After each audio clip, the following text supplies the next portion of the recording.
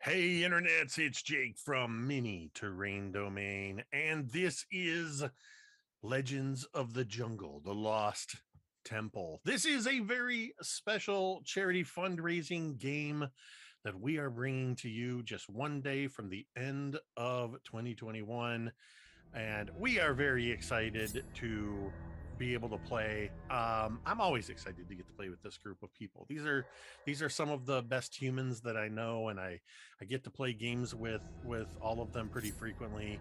And we're very excited to be able to bring this special event to you tonight, benefiting Game to Grow. Game to Grow is a charity organization that uses gaming to in everything they do to improve mental health, for therapy, education, community growth. We're very excited to be working with them on this particular event. We're also excited to have um, Idle Champions providing an incredible chess code that you can see in the chat and on the overlay here as a special benefit for being a part of this stream. We are also excited to have heard from Game to Grow that donations tonight are being matched by a donor. So every dollar that you donate is being doubled. So just remember that. Um, we are just going to have fun tonight. If you are new here, buckle up. It's going to be quite the ride. I can tell you from past experience with this group that if there were rails, we would be off them very quickly. Fortunately, I know better than to put these folks on rails.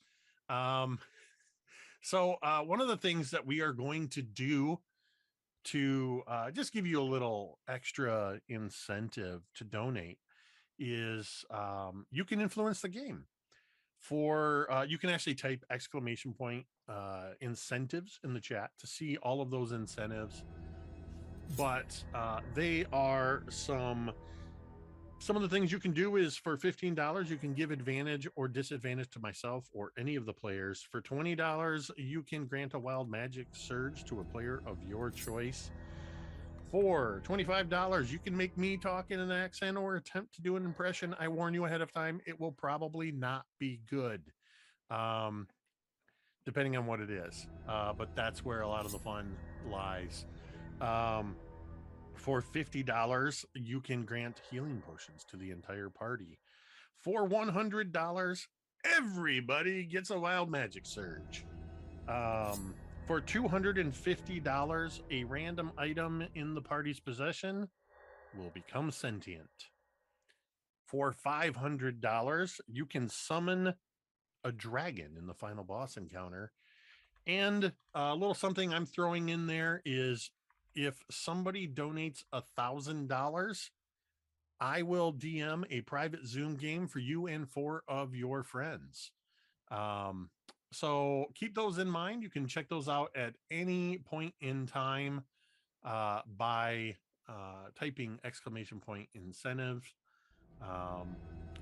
Before we get going here in just a moment, first off, I want everybody that is in chat and just go ahead real quick and throw your favorite emojis out for Dwight, the big bearded nerd who is producing this game behind the scenes, running chat.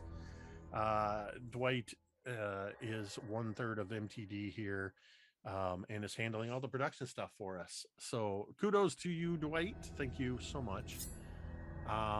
And let's real quick, let's go around the horn and see who everybody is. Let's take a moment and introduce yourselves and tell us who you'll be playing tonight. And we're going to start with you, Goblin Katie. Hi, everybody. I'm Goblin Katie, aka Katie Downey. This evening, I will be playing Hana. She is Fire Genasi, Path of Wild Magic. I hate shit. Love you. Awesome. And then let's go over to D&D Jordan Lee. Hi everybody, I'm D&D Jordan Lee. I will be playing Allie Zen Whisperwind, or Allie, as her friends call her. She is a Air Genasi revived rogue. Very excited. Oh yeah, I'm a fire genasi. I forgot to mention that part. Hey. All right, next up is M. Hi everyone, I'm Em, and I will be playing Feather John, Beacon of Oobtau, which was not a name that he got, but a name bestowed on him. He is a parrot Aarakocra monk, and he saw some adventures in the jungles of Chult and thought it just looks so gosh darn fun that he would try it out. And that's where he is tonight. So I'm super excited to play.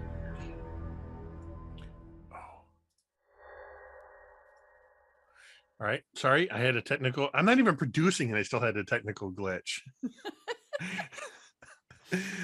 Game to Grow on their donation page is showing our stream so that anybody that comes can see it. So I couldn't figure out why everything M was saying was doubled when I was looking at the page. Ted. Hey, I am Ted from Nerdarchy. Tonight I will be playing Chagrin Arrow Lees. He is a half-orc fighter, and the subclass is Main Knight, which is one of our crazy beardomantic subclasses that we made over on Nerdarchy. All right. And last but most certainly not least is V. Hey everyone, I'm V Muse. You might know me from various places, especially from Idle Champions. Tonight I'm going to be playing Rouge Cleric, the Rogue Cleric.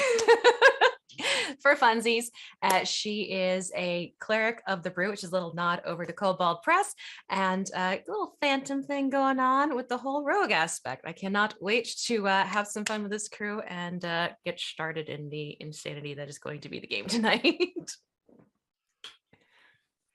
All right. Well, right off the bat, Allie, you're going to have a advantage that has been given to you. Thank you.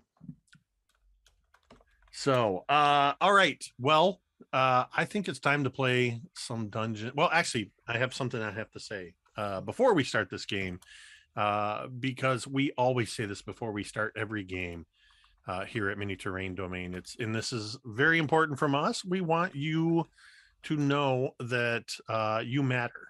Your presence here on this earth makes a difference, whether or not you believe that. We hope that for the next few hours, we can provide you a place of refuge and solace, but we recognize that sometimes people are struggling with things and things can be tough. And first off, you need to know it's okay to not be okay. And it is okay to struggle, but you do not have to do so alone. And so, as part of our efforts to destigmatize the conversation around mental health and to make sure that help is available at any point in time, you can type !help in our chat. That will bring up a URL to findahelpline.com. It is a free service that I recommend you go to, bookmark it, save it for yourself, save it for a friend. All you have to do is put in a location anywhere in the world, and you will get phone numbers, websites, text services for a variety of mental health and social services that you might need to take advantage of. Highly recommend that if you are somebody that thinks you might need help, look into that. The best decision I ever made over 2 years ago was reaching out and finding a therapist for my own struggles with anxiety and depression. So we just wanted to make sure that we shared that information with you as well.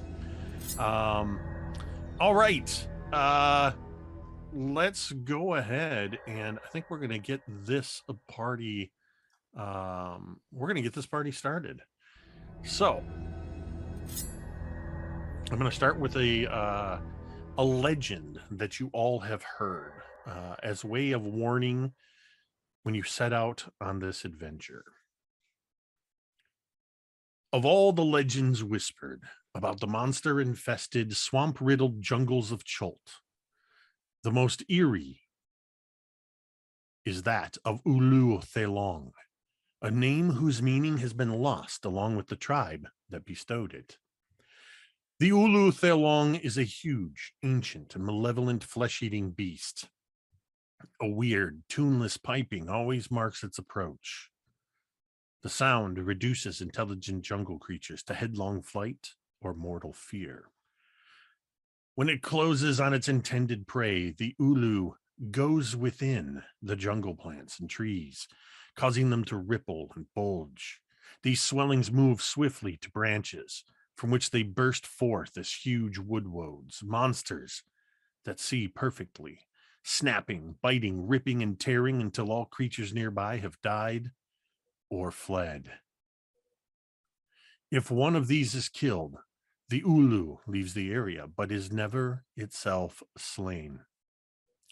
Even cabals of wizards casting fiery and explosive spells that obliterate miles upon miles of the jungle have failed to destroy the Ulu Thelong. More frightening is the tendency of this mysterious predator to lure prey to itself by causing beings to speak for it.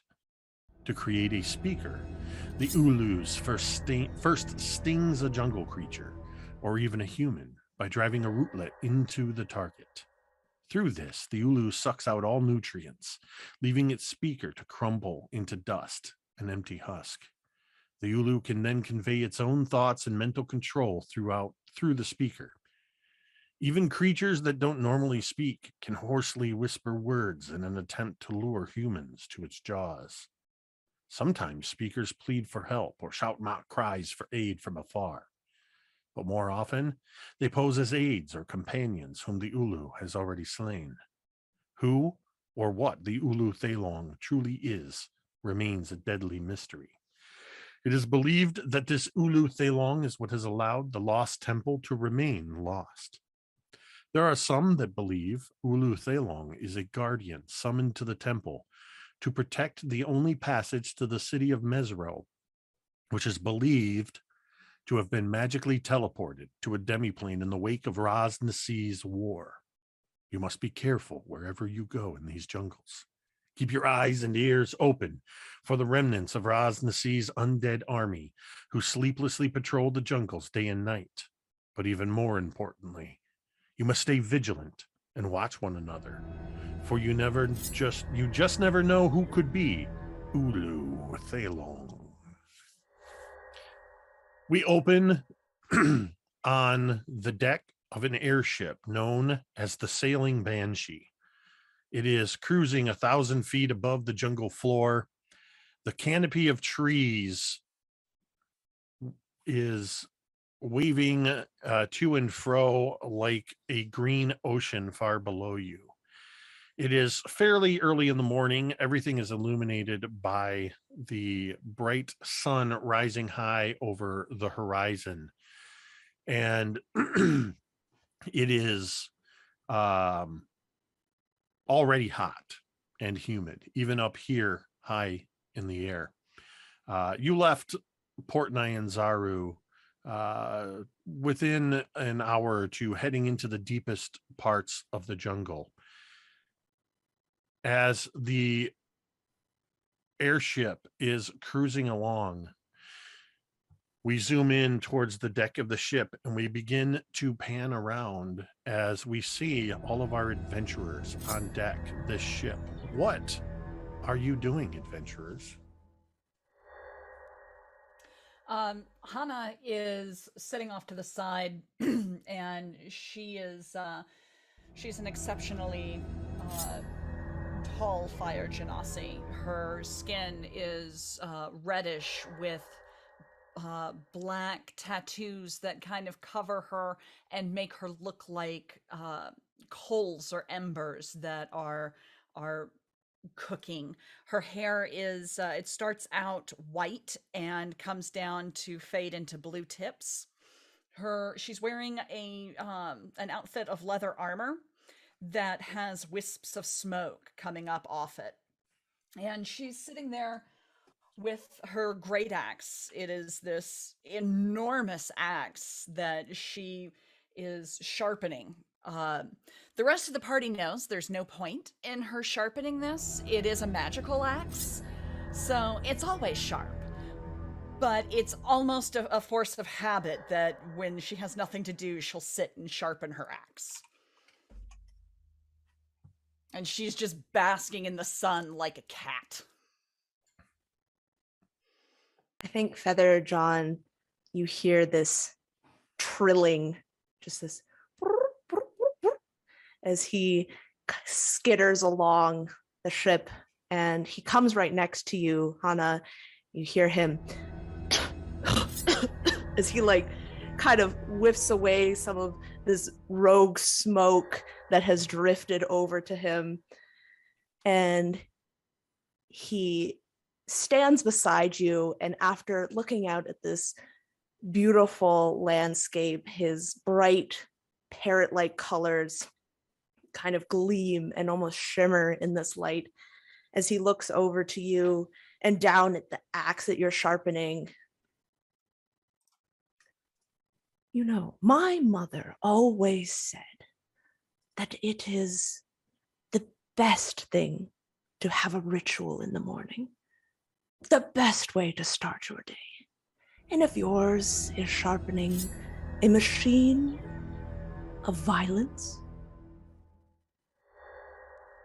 as long as that makes you happy. It brings me great joy to sharpen my axe. And you could almost see Featherjaw just kind of smile, and that is the best joy in life. I have yet to find my morning routine. I hope Your one mother day I is a will. wise woman. I approve. Featherjaw just nods, though her cooking was horrendous. But don't tell her that. If I meet her, your secret is safe with me.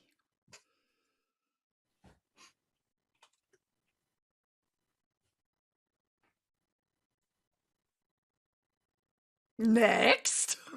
So at this point, Rouge is coming up from underneath the deck, and she's got one of her jugs in hand, and she's swirling it around, and she has atop of her head this crown of golden braids, like basically looped around to keep her long hair up and out of the way. And she's wearing this dark blood red clothing. There's even a hood that she could pop up to cover her bright blonde hair if she so chose. And she's got these very rosy cheeks. And even though she's a dwarf, she's still kind of petite for a dwarf, but she's got this very jovial grin upon her face as she walks over to Hana and John. Oh, dearies, I got another brew going. Want to give it a try? I mean, it's something o'clock somewhere. Will It's a get good me one. drunk. It'll get you something. I try. Go on. It's an old try. family recipe. And I will slug whatever it is that she hands me. She's basically just handed you like a sweet honey mead that's got a little bit of spices to it. I hear if you add the spice to it, it's supposed to help with the sweating, and the sweating helps with the cooling down. This is better than last one you made. Oh, good. I like this. It has body. I have to remember that then. This is the type of stuff my cousin Talmud would like then. And she starts scribbling furiously in this little notepad she has tucked into her one satchel. I think at What? this. Oh, sorry. She'd like offer the same to Feather John. Yeah, and he would take some and just kind of give it a sniff and then a sip, and you'd see the feathers around his neck kind of just like ruffle a little bit as he gets that kind of aftershock of a drink, and just like, ooh. I Shivers down the agree. back. Nice. Excellent. I already love Feather John. I know. I think at this point, especially hearing what Rouge has concocted, Allie has made her way down from the crow's nest where she's been sitting there doodling for the last several hours. Kind of comes sliding down the ladder. Allie is she's got very pale skin. She's got shoulder length hair that's very wavy. It's constantly moving, even if there's no wind. There's tints of blue going down to purple and then back to blue. She's got two braids that peel back into a feather, and she wears a mixture of blacks and dark blues. very vibrant hair, but very hidden kind of sneaky clothing. But she kind of just pops over and Rouge, what was that? I'm sorry, I kind of missed it. I was drawing. What did you make? Oh, just a nice morning brew. Oh, can I have one? Of course, here. And she'll hand the jug over to you. She'll take it and then sniff it and then drink it down. She can't taste anything, but she's gonna. Oh, this was great. Oh my, can I have another? Well, that was a trial recipe. I'll make more Oh, okay. later. Got it. Awesome. Hannah, how's the axe? Axe is sharp, Axe as is sharp. always. Good. I am ready to hit shit. That's a great catchphrase. Yes. And how are you, Feather John? Feather John kind of dances a little bit and just. I have enjoyed two of these fine people's morning routines, and it's giving me such great ideas. And Ooh. yours is drawing. Yeah, I was doing some doodles up top. They'll find them later. It's fine. Bringing joy to others. You could say that. She looks very mischievous for a hot second. What are doodles of? Well, lots of things. Are they naked people? I am neither confirming or denying. That's what I my see. lawyer told me to say. So, I see. Yeah. Is good answer. that's fair. Yeah, right? Right. So a little ways away from this gathering, Chagrin, completely not paying attention to a darn thing, is standing at the edge, 1 foot up on the ledge, his long black hair blowing in the breeze, and he just seems to be kind of lost in thought, looking at what is to come. He's got long black hair, long thick mutton chops on the side of his cheeks.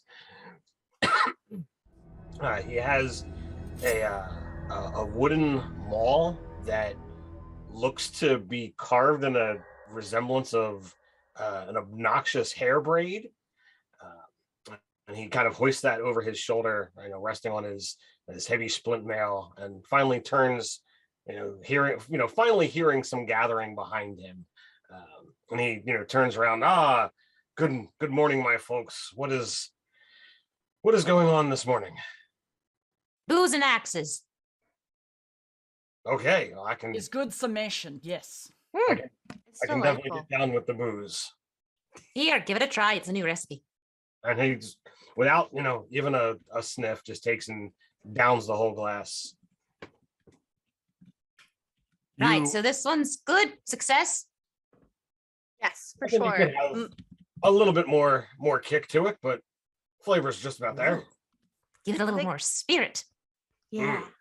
Always use more spirit, but it's definitely better than the last batch. Yeah, last batch I shouldn't have used those berries. That was not the right choice, no. You were making a creative choice. Honestly, it was a really great creative adventure. Has everybody Yes. taken a drink of this stuff? Yes.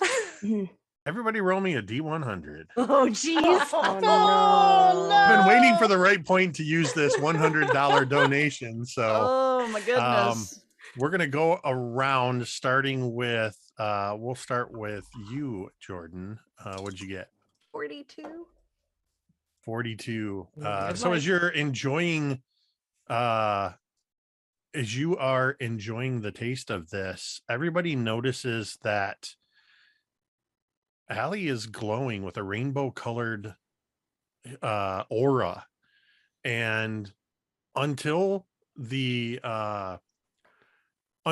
have to make a dexterity saving throw, or let me rephrase that in a way that makes more sense. You have advantage on your next dexterity saving throw. Ooh. Rouge, what'd you get? I got a 3, dearie.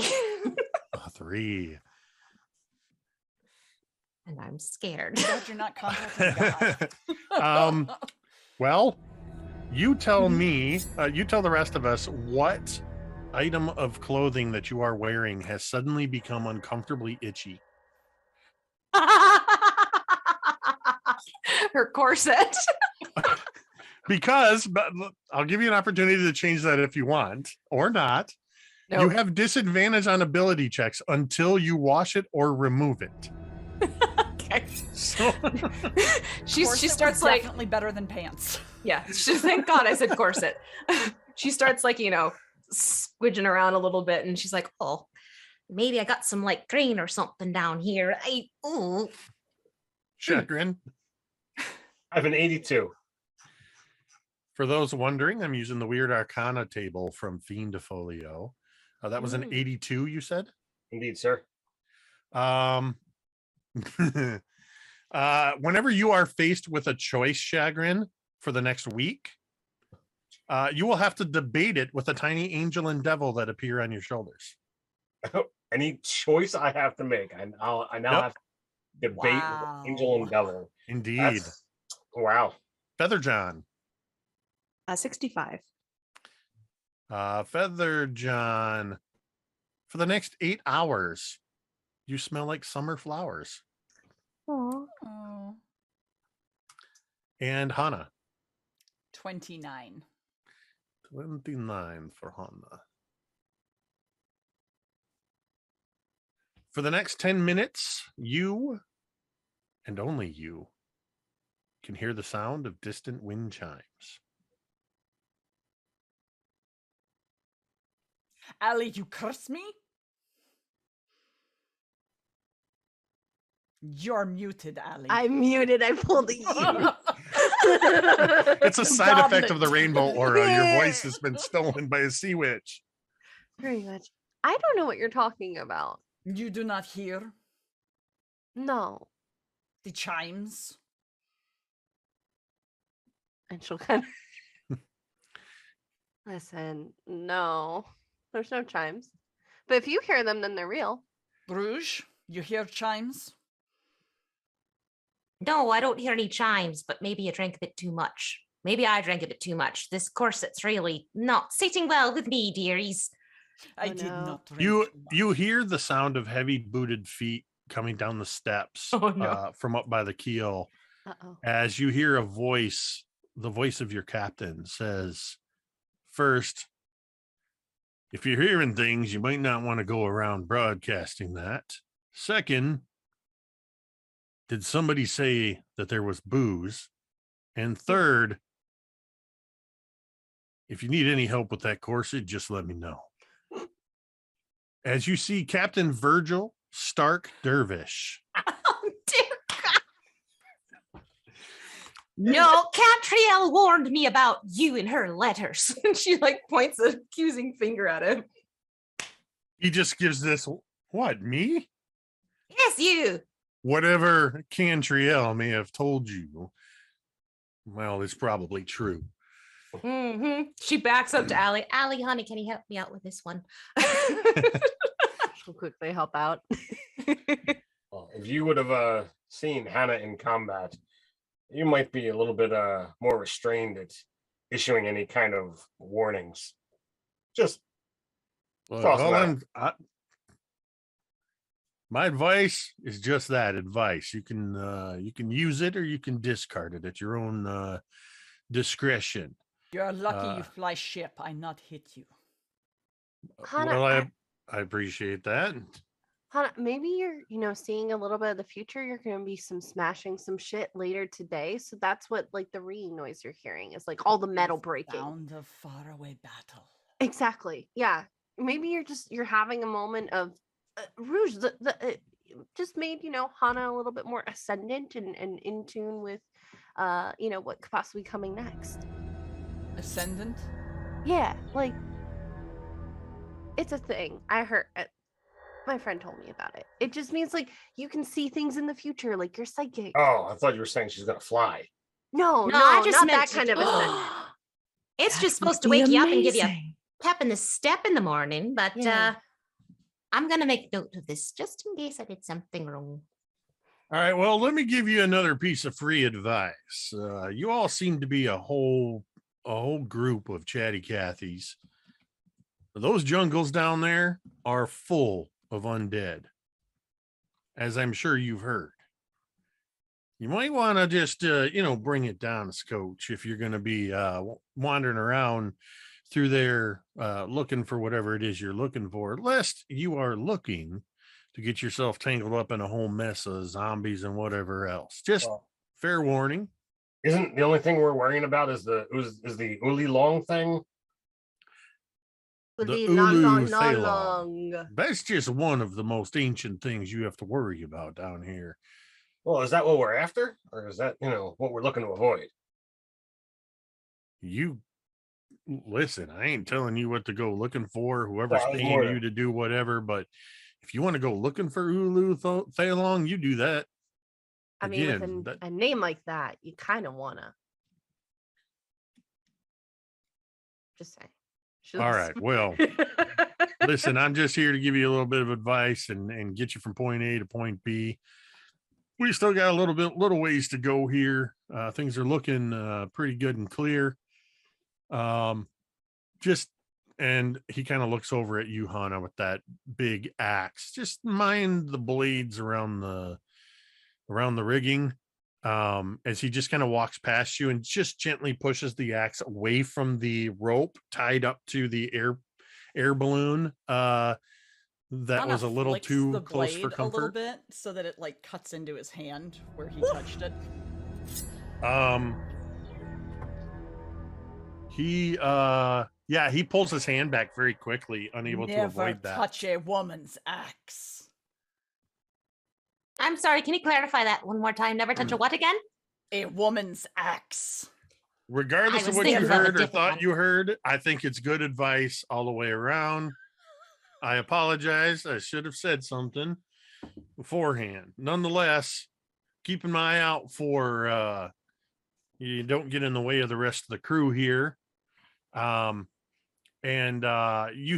see that in addition to yourselves, there are several of the crew who you had been briefly introduced to when you came on board.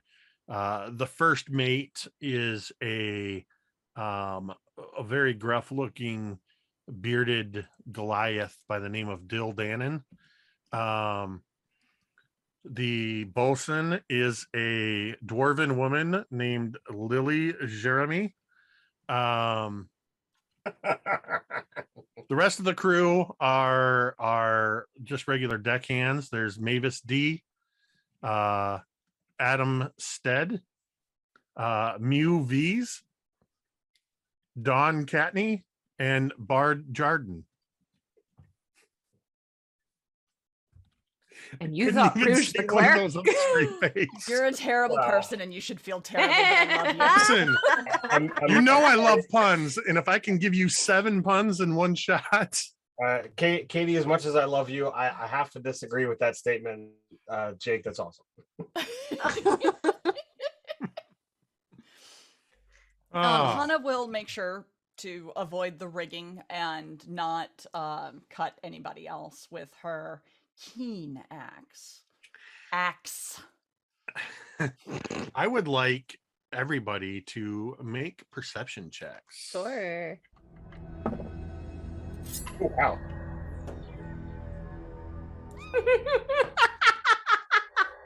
Whoa. It's got to be a nat 20 for me. You must have Cantrielled it. It's 24. 25. Surprisingly, a 15 for Chagrin. Okay. 20. You are a perceptive group. 8. Except for Hana. Hana was very worried about her axe. So all of you notice as Hana is very carefully moving the axe away from the rigging, and you see Hana this rope that leads up to one of several to this almost like rope cargo net that's over top of this big air bladder that is helping to keep the sailing banshee aloft. The rest of you see over Hana's shoulder several shapes flying rapidly over the jungle toward the sailing banshee. And very quickly, you see that they are 9 flying forms. And Feather John, being a native of Cholt, you recognize that these are terrafolk. They are humanoid forms of pterodons. They are very territorial. That pun was 100% intended. And they are they attack on sight, which means you have a moment to prepare yourself as you roll for initiative. Oh no. Yeah, I think Feather John would point that out. Just one feathered wing. They are not very nice, but Hana, your axe would love it. I will hit them. So initiative. Choo-choo. Awesome. Encounter is called, whoops, I mistyped that. This encounter is called Terror with a P at 1,000 feet. All right, I will go around and get your initiative. Allie, what do you got? I got a 9. All right, Rouge, how about you? Oh, that's a 4, dearie. Very perceptive, very slow to actually initiate anything. This is Anna? so on brand. 3. Oh no. Yeah. Yay! There's 3 Chaos people haven't even triplets. told 20 yet. Chagrin. I got a 13. Well, there we Okay, go. there we There go. you Double go. digits. Yay. Feather John, 9. 9. Wow. Okay. I am going to roll for some. Wow. We're perceptive, not reactive. Yeah, we're like, oh, we got time. We can do that tomorrow. I mean, Turns look out how- mine look how aren't far away so they are. great either. And finally, okay. So, as you all are prepping for this, you are not taken by surprise as you see rapidly these terrafolk come flying in, and you hear this sort of screeching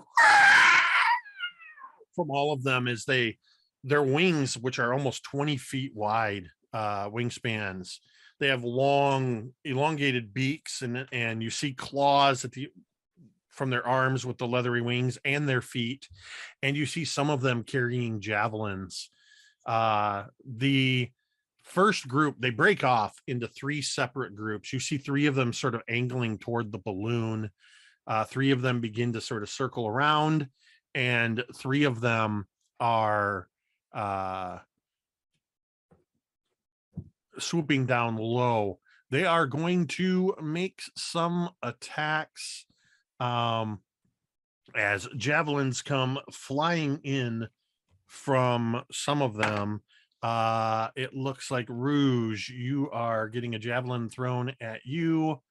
And that does a 15 hit. Just hits. As this javelin comes flying down, just you take 11 points of piercing damage. Ooh. God, these suckers are bad. Hana, a javelin comes flying in at you. That's going to be a 17 to hit. That just hits. Oof. And that's going to be that's only going to be 6 points of piercing damage for you. I imagine these javelins, they're sort of cutting across you and just into the deck next to you. And then the third one from this first group takes a shot at Rouge. It looks like they've got their eyes on you. That's going to be a 14 to hit. Misses. Yay! All right. So yeah, you just, as you get hit by this one, you just hear this and it just goes flying past off into nowhere. The next group, they're all flying above your head. And they are going to make attacks at the balloon. You see them attacking the rigging, and the first one comes flying in, and just with his claws rips at a section of this netting, and you see as suddenly just pieces of frayed rope go pulling apart. The whole airship begins to lurch in the air. The second one comes flying in and gets momentarily caught in the rigging and isn't able to actually do any damage. The third one comes flying in. Same thing as this first one gets caught up. They almost collide in midair. So only the one has done damage. And then Chagrin, we kind of, the camera is moving down through all this chaos, javelins flying around, Terrafolk attacking at the balloon, and then we center in on Chagrin. It is your turn. All right. How far up are the flying? We'll say that all the ones that are in flight are within 30 feet. But they're 30 feet straight up? More, yeah, basically. Well, not straight up because you got a big balloon above your head. Okay. But I'm just trying to, try something fun here. But they are flying above the deck. Yes or no? Yes. Okay. All right. So he grabs, the battle braid and just kind of clenches his left hand, and you watch as the ring sparkles a little bit, and he will jump. And that's a natural 20 on my attack roll. Ooh. Yes. So Nice. I activate my ring as you know, but for everybody who may not know, natural 20s in my game are an automatic max damage.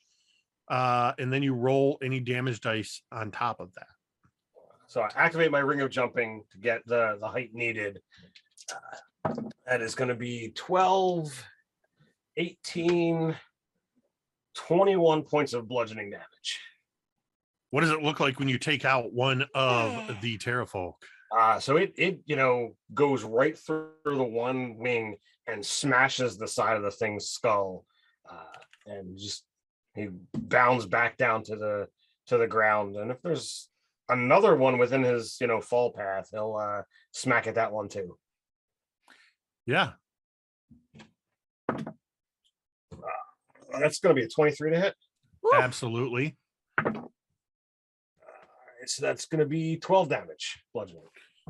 All right. Yeah, you take that first one out, you hit him, and he just starts spiraling down towards the jungle like a downed fighter. Just you even hear him yelling like Hoi, hoi, hoi. and well, Alfred. I knew I was going to get some use out of this. Damn it, Jake.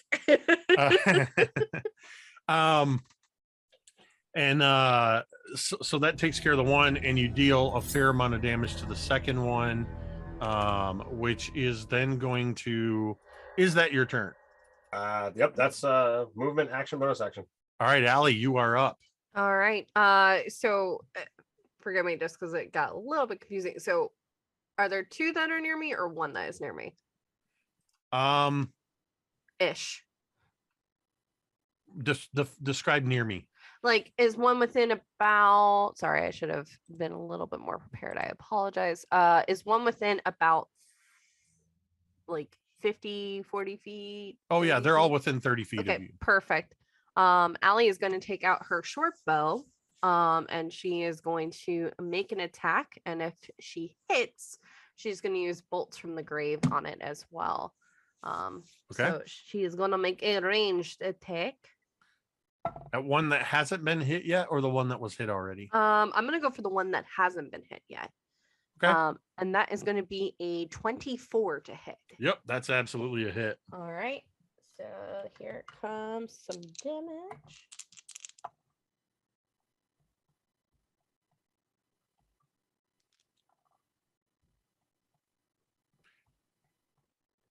While 22 Jordan's points rolling of up that damage. damage, don't forget to get your donations in. You can affect the game with exclamation point incentives to see how you can affect the game. What was that damage? 22 points of damage. So basically you see How do you Allie- kill it?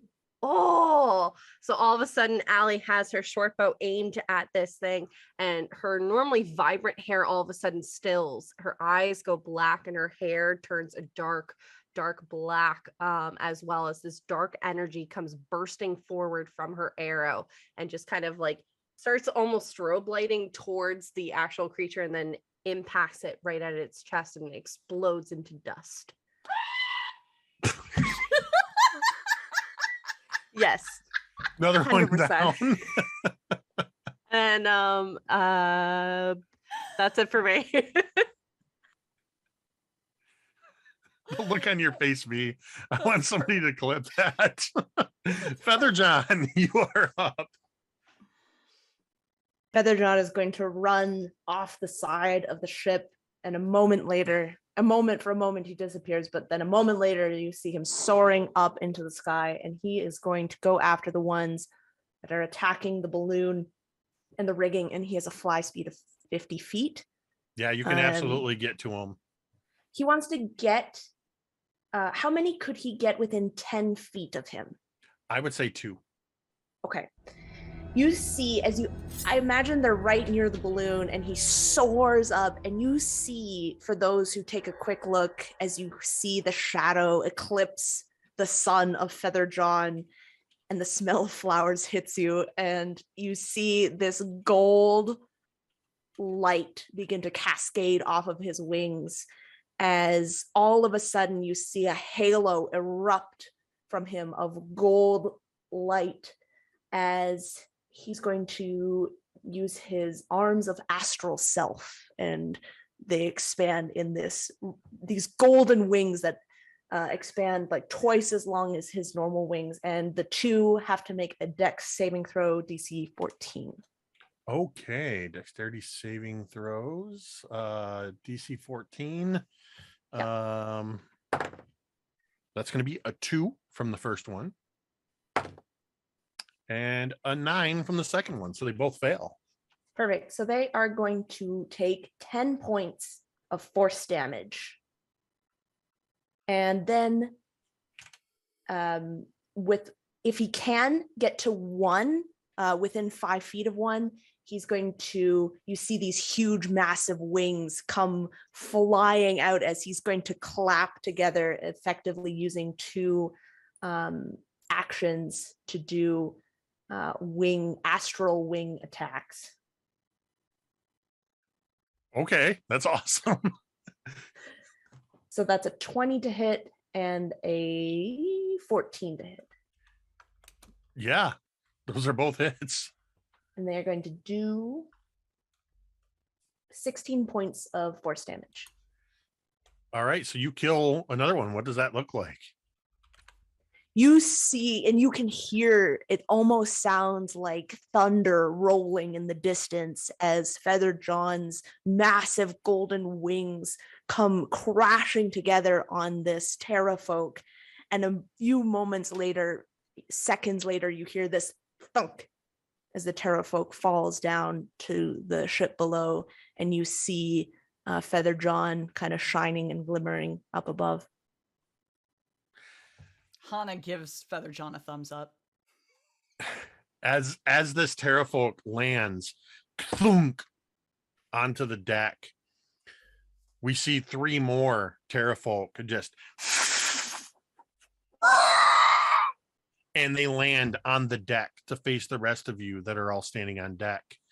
One of them is going to engage with Hana. One is going to engage with Chagrin, and one is going to engage with Rouge. So the first one drops down Hana in front of you, and it is going to multi-attack. It is going to attempt to hit you as it swipes out with its claws. That is only a 13 as it rakes its claws out at you. And then Hana kind of steps back and then steps forward again. And then with its long beak, you see it opening up in this scream. It takes a second claw swipe at you. This one is going to be a 19. That hits. To hit. So you get raked you could just get raked across the arm or something for 9. Got it. Slashing.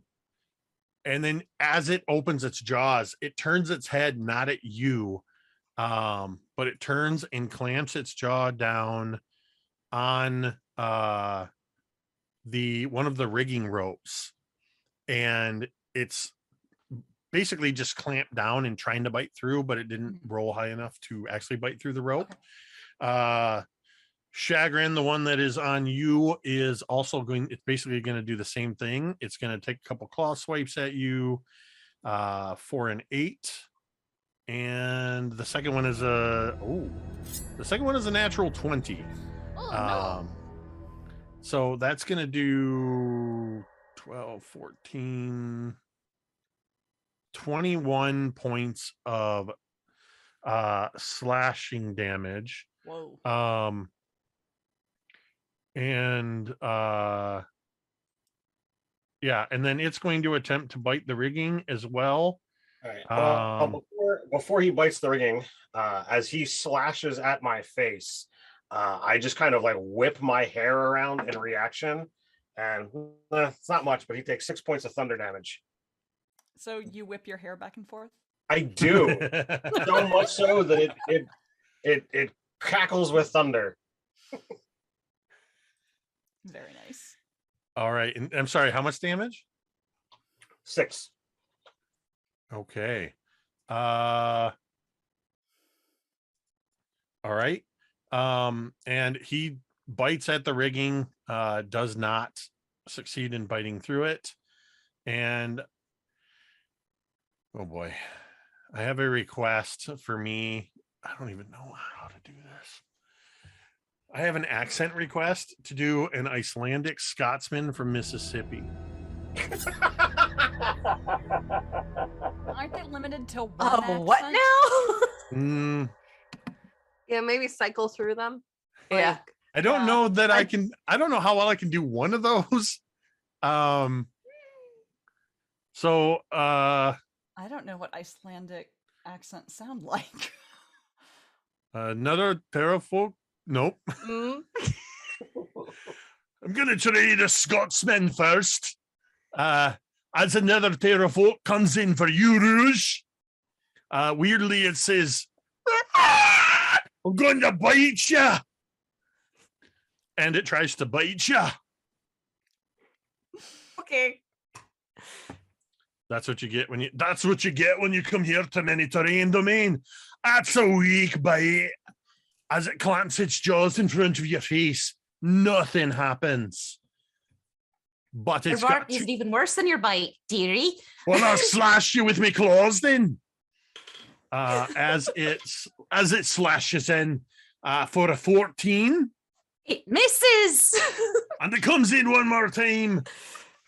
Basically, it tries to slash it. You're missing with both hands, and it basically goes like this and just claps in your face. Oh, that's a good little Terrafolk person. And I don't even know what Mississippi accent is. Is that just Southern? Yeah, it's just a southern. It's real deep Southern. It like pulls it down and Right. Real deep, kind of Real deep. Southern. As these three are here, they're still trying to bite you all. Oh Lord. Rouge, Oh, no. that's your turn. Okay, so I have the one right in front of me, right? Yes. And the others are nearby, like say within 5 feet-ish. Aye. Oh dearie, this is gonna be fun. So Rouge is gonna go in, and first she is going to stabby clappy, is what she's gonna start calling this one. Stabby clappy. What? He clapped. So let's see what we get here. Okay, so with her dagger, she's going to go in for a stab, and that is going to be, oh God, migraines and mathing. 17 to hit? Yep. Okay, so then that is going to be, with the dagger alone, is going to be 4 points for piercing. And then we're going to do some fun sneak attacking because, you know, Rouge the Rogue is going to rouge the rogue stuff. And that is going to be an additional 8. But then, wait, there's more. She's going to, after she stabbies Clappy, she's going to make this horrific wailing sound after he like screeches in her face. She's going to screech back in this horrible banshee-like voice, and she's going to use her wails from the grave. She's got a few of those up her sleeve, and she's going to target it at the one who's trying to clamp down on one of the rigging ropes. And they're going to take an additional 1d6 necrotic damage. And that there's no save for that? A creature you can see within 30 feet of the first creature, it takes 1d6 right. necrotic damage. There you go. So, and I used one of my logo dice, and guess what I'm seeing right now? In the logo. So that is a full 6 necrotic damage. And since I'm not 17th level, the other one doesn't take it. But just that smarts. That's how you do it, dearie. That really hurt. Good. Are you done? I mean, are you all done? I am done, dearie. Hannah, you're up. Right. Hannah steps forward, takes axe, and looks at these creatures in front of her, especially the one that hit her. And she says, "You are not worth my rage." And she attacks. To hit the first one is a 25. Yeah, that'll hit. So that is D12. That is 9 plus 5, 14. How do you kill this one? This one gets hacked in half, and the top of it remains hanging off the rigging, while bottom half collapses into puddle on floor of ship. Then she moves to other one still standing. You, as you take that first one out, you just hear one of the crew says, "I'm gonna have to clean that up." Second one is also 25 to hit. Yep. And damage will be... damage is 17. How do you take out this second one? This second one is split side to side as the axe comes down on its... why I went Arnold Schwarzenegger. As the axe comes down on its head. All right. That is going to end that one. And just a quick update. We are at $205 raised already, which I believe is actually 410 because we have matching donations. So keep those donations coming in. Hannah, you do have one advantage in the bank. Donation came in for you. Yeah, keep those donations coming in. ! Incentives to see what all you can get with that. Up to $1,000 will get you a private Zoom game DM'd by me for you and for your friends. As you, I should ask first, are you done? Is that the end of your attack? Your turn, Hannah. I think I did enough. So I'm going to say that Feather John, Chagrin, well, shoot, everybody makes one opportunity attack as the Terrafolk are all leaving. The ones, there's only one left on deck, but all of you have some that are nearby enough. Everybody take a opportunity attack as they all are scattering. 26 to hit. Ooh. 17 damage. Ooh. You shoot another one out of the air. It falls screaming to the jungle below. I scream back at it. 21 to hit, 14 damage. You take one out as well as it goes screaming down to the desert below. Sorry. Shout out to my brother-in-law who got me a screaming goat button. That is a screaming Terrafolk button tonight. I need one of those. And 7. So I don't hit anything.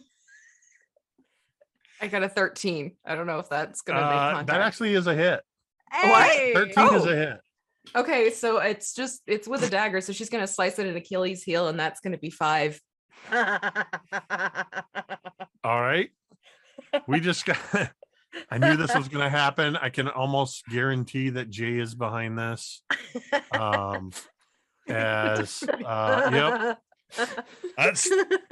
It is time for me to sound like a Russian goat. If you don't know what that sounds like, stick around.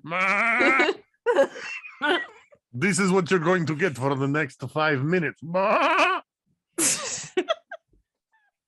It's not exactly good, but it's not that bad. Yay! Yell. As all of these Terrafolk begin to disperse, they're going everywhere. And I love it. some of them are tearing at the rigging as they do so. The whole ship begins to lurch, and I need everybody to make a dexterity saving throw. Jesus. I'm gonna lose my rainbow. Sorry. No, Just not for the flavor, rainbow. I would like Hana to lunge at one of them. She's not going to reach it, but she lunges at one of them and shrieks, "We do not touch the rigging!" All right, That's a everybody, 20. what is your dexterity saves? 23 for Rouge. You Well, are saved. All right, you are saved. oh, okay, cool. Featherdawn is flying Actually, right now. yeah, Featherjohn, no dexterity save for you. 19, and my You're good. rainbow goes out. And Hana. 21. All of you hold on very good to rigging as the sailing banshee begins to lurch, and you hear ping, foo, fish, and you notice that the Terrafolk were able to pull apart some of the rigging. Some of the ropes, they're trailing in the wind, and Captain Dervish, he is up at the wheel. This is bad, people. It's very bad. We are going down. We are going to crash. And he's holding on to the rigging, into the keel, and he's steering it down. In the whole sailing banshee, you watch as she is getting closer to the surface of the canopy of the jungle. You even see as some of the injured Terrafolk, they're flying all around you. And they are cursing you in their language that probably only Featherjohn understands, that they are saying very bad things. The ones that are still alive. As you are all riding the ship down into the canopies of the jungle, after a moment, branches of the trees are whipping past, tearing at more of the rigging. You hear a tremendous rip as the balloon is torn asunder. And just as violent as this crashing sound was, there's suddenly a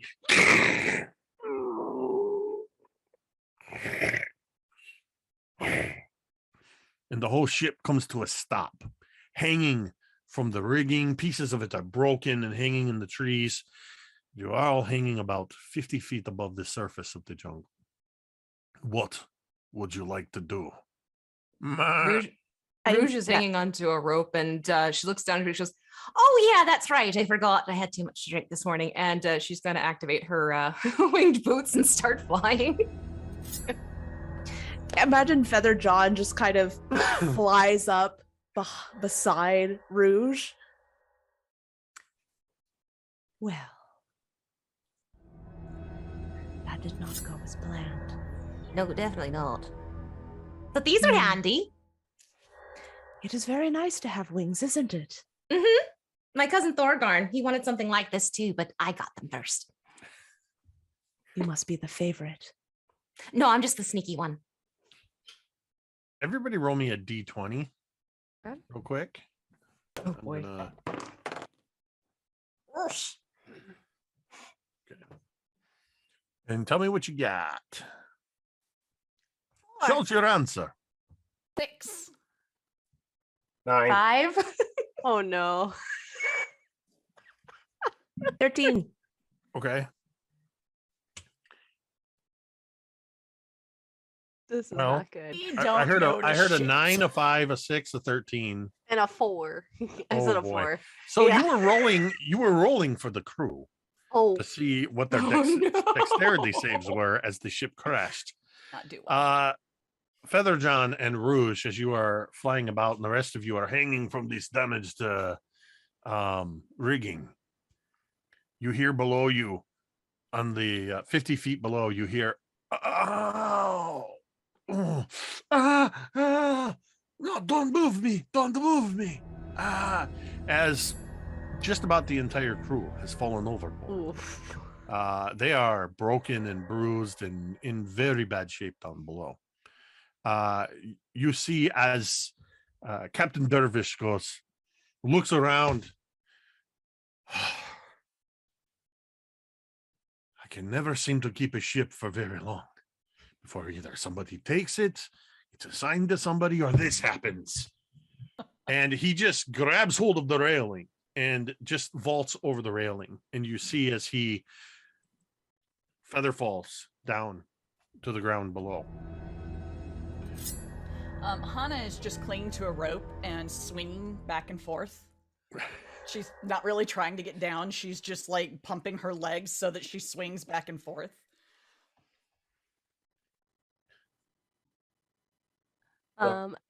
Chagrin's gonna, try and see if these, like, if he can get through the branches and go down a tree. There's people down there that need help. He's gonna go help them. I would say it's fairly easy for everybody to get down. You're in a tree, you can climb your way down, and get to the bottom, no problem. Allie's just gonna levitate. She's gonna pull out a small little leather loop and then just kind of float down.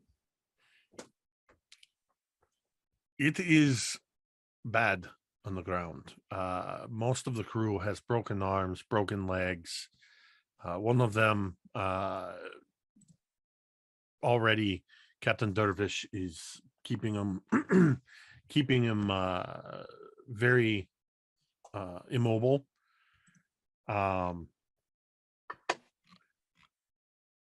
And he just looks up at all of you as you sort of begin to come down around. I think his back might be broken. I know you all have a mission that you're on. We're not that far away from the area that we were going to put down. If you head off into the jungle this way, and he sort of points to mostly south by southeast direction. A little bit further to the east is the river Shoshan Star. Follow that, and that should take you to the camp where the shrine is that I was taking you. I'm going to stay with the crew here and keep everybody safe.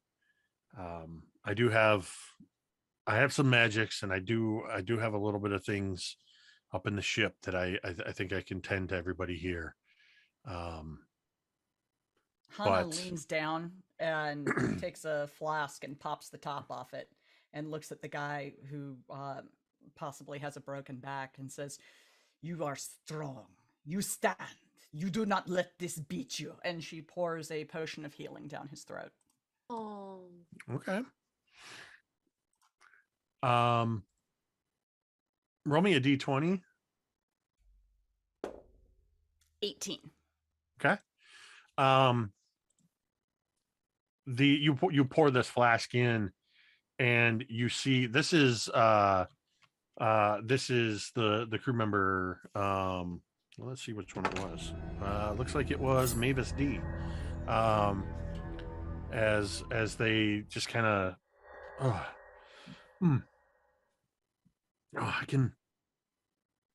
I can feel my legs. Yes. You fight another day. I don't know about fighting, but I do You'll feel get better. there. You'll get there. You are strong like bull. like And they- hawks. Thank you. But yeah. Okay, well, do you have a potion that'll fix that? As they look up at the broken remnants of the ship. I could burn it to ground and we start over. You know, the healing potion you gave to me, it was that perfect. I wouldn't want you to do any more. We'll take care of the All right. ship. It's literally our job. It's good to have job. Everyone should have calling in life. Is anyone else as bad as the as Mavis?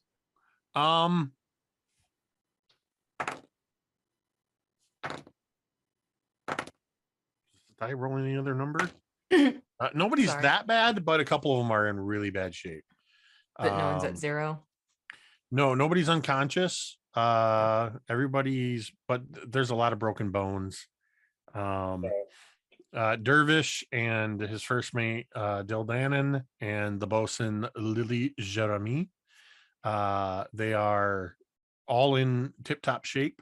It was just the crew members that you all rolled poorly for that fell overboard. So yeah, everything is, it looks very quickly like Captain Dervish and the others are setting up a little bit of a triage, getting people comfortable. Mavis is able to get up and move around and help, and they are already looking at setting up an encampment. You can see Dervish sort of with some magical assistance climbs his way back up the tree to the ship and starts tying ropes around various gear to bring down. And they have these they set up a couple of these things that are almost like tripods with poles, and they have these canvas catch basins in the middle for catching water. It looks like they have everything they need to set up basically like an emergency roadside kit in their sailing banshee. He just kind of looks at you all and just says, "You might have to change that S to an F. Call her the failing banshee." Whew. So Well- Chagrin would have offered to help get things down, especially with as much as he can jump, rather than having to hand things down via ropes. We also apparently have a couple of flyers as well, so I can't offer their assistance. I can only offer mine. Okay, give me a second to process this new donation accent. Oh, geez. I am now a children's cartoon character with a Aw. dangerous accent. I think it's secret. Oh, Yeah. with a dangerous secret. Wait, Mhm. Yeah. okay. Yeah. That makes it. I was What did I say? checking. Dangerous accent? Yeah, you said Yeah. dangerous. I'm like, which Danger- accent is like- dangerous? You have a Uh, Little dangerous child who secret. speaks very even tones. I don't think I'm going to be doing that, mother. Right, Don't think so, Captain Dervish Mother. and the others, I'm as afraid they're of looking at that. all of you, they just start, all of a sudden just says, "Well, it would serve you best if you were all on your way. We have things well under control here." Suddenly, Dervish has a mustache. Trust me, So myself and my crew, everything is handled and nothing can possibly go wrong. all right. This So we makes me very uncomfortable. I wish to leave. all right. So we walk to the Shishi River. And which way do we go? Yes, South, head southwest. south. You South have by southeast? southwest. The Shoshan Star River is just over that way. It is a perfectly safe path. There's absolutely nothing that will harm you in this jungle. I don't believe you. Any of Uh, you I'd like to know? make an insight check. Yeah, I don't believe you. Who, me?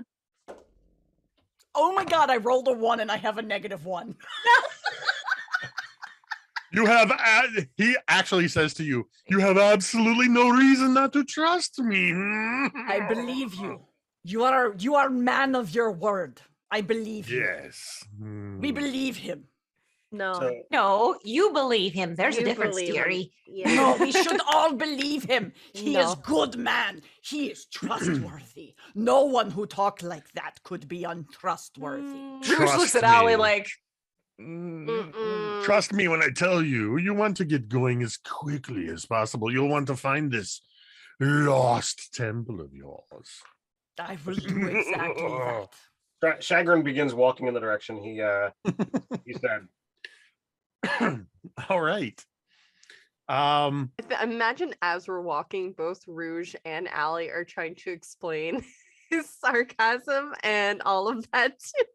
Here's the Hana. best part. The accent was not just for Virgil Stark Dervish, it was for me. Uh-huh.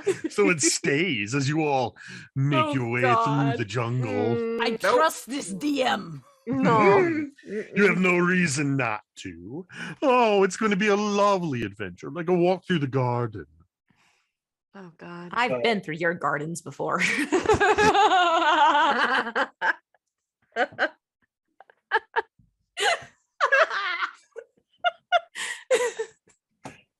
Moving right along. My job here is done. Yay.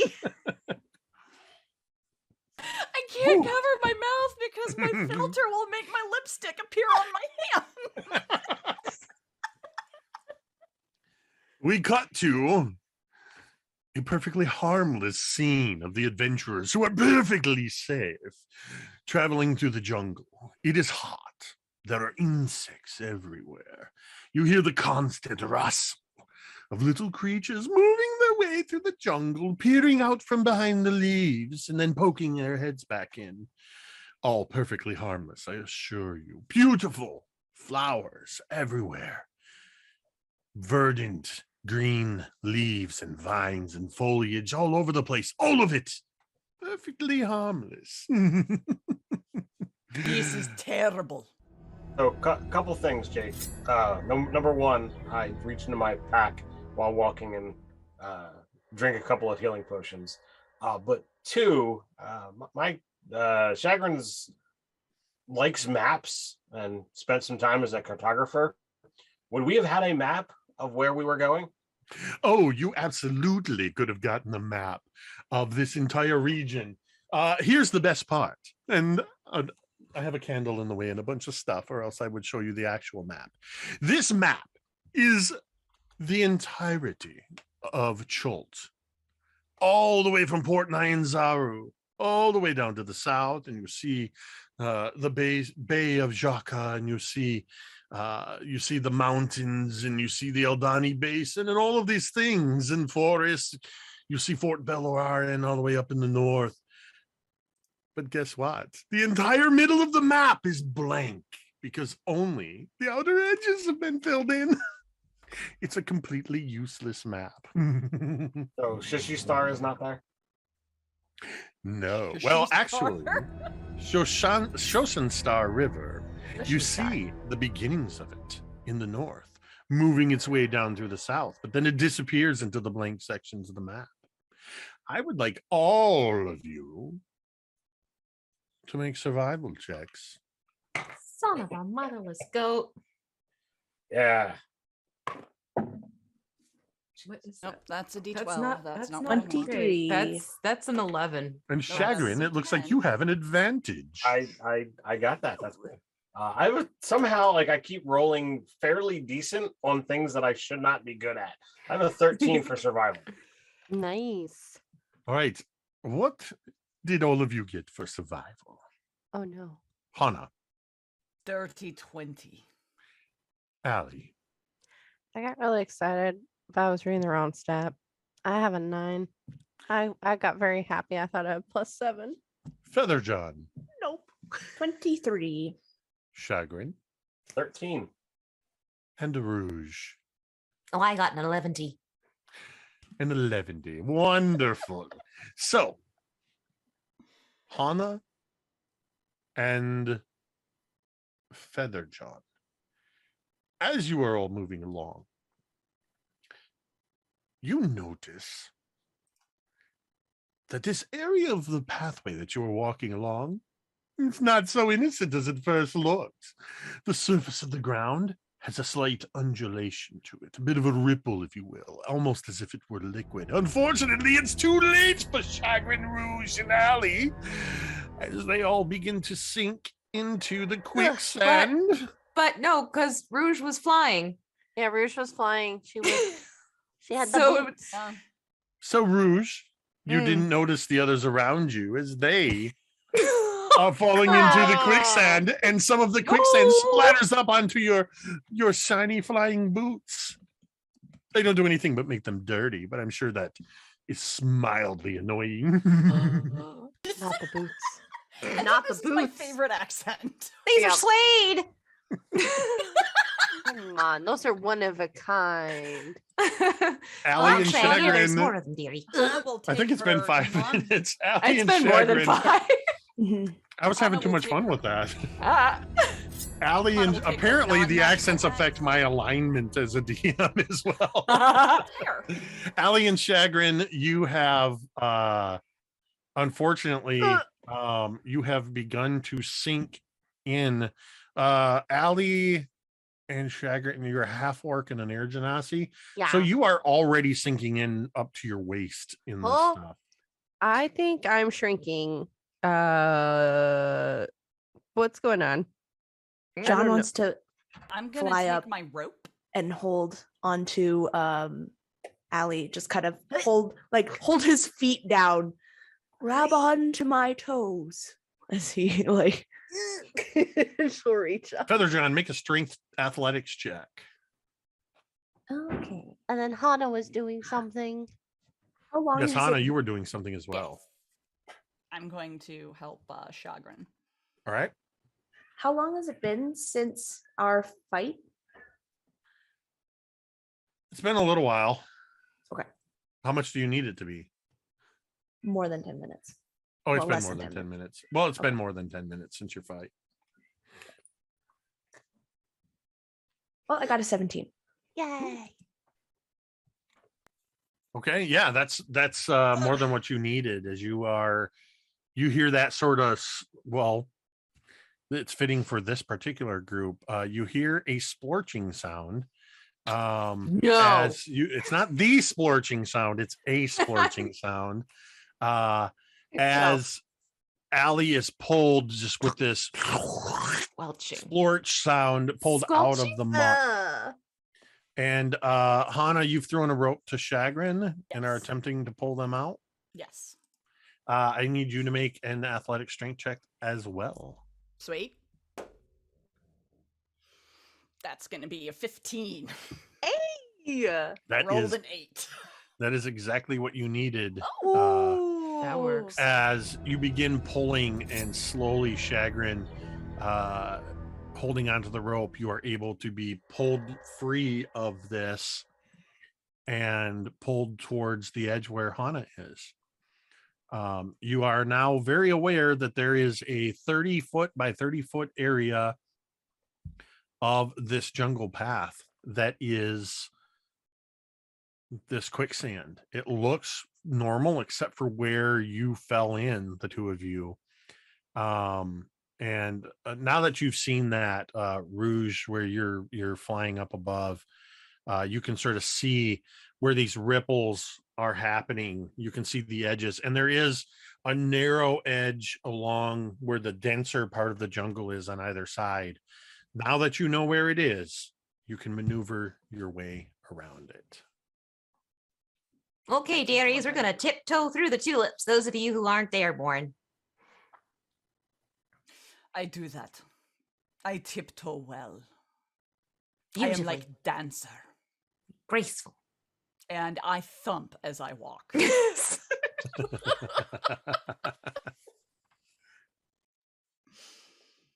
All right, so you're continuing your journey, having circumnavigated the quicksand. Mhm.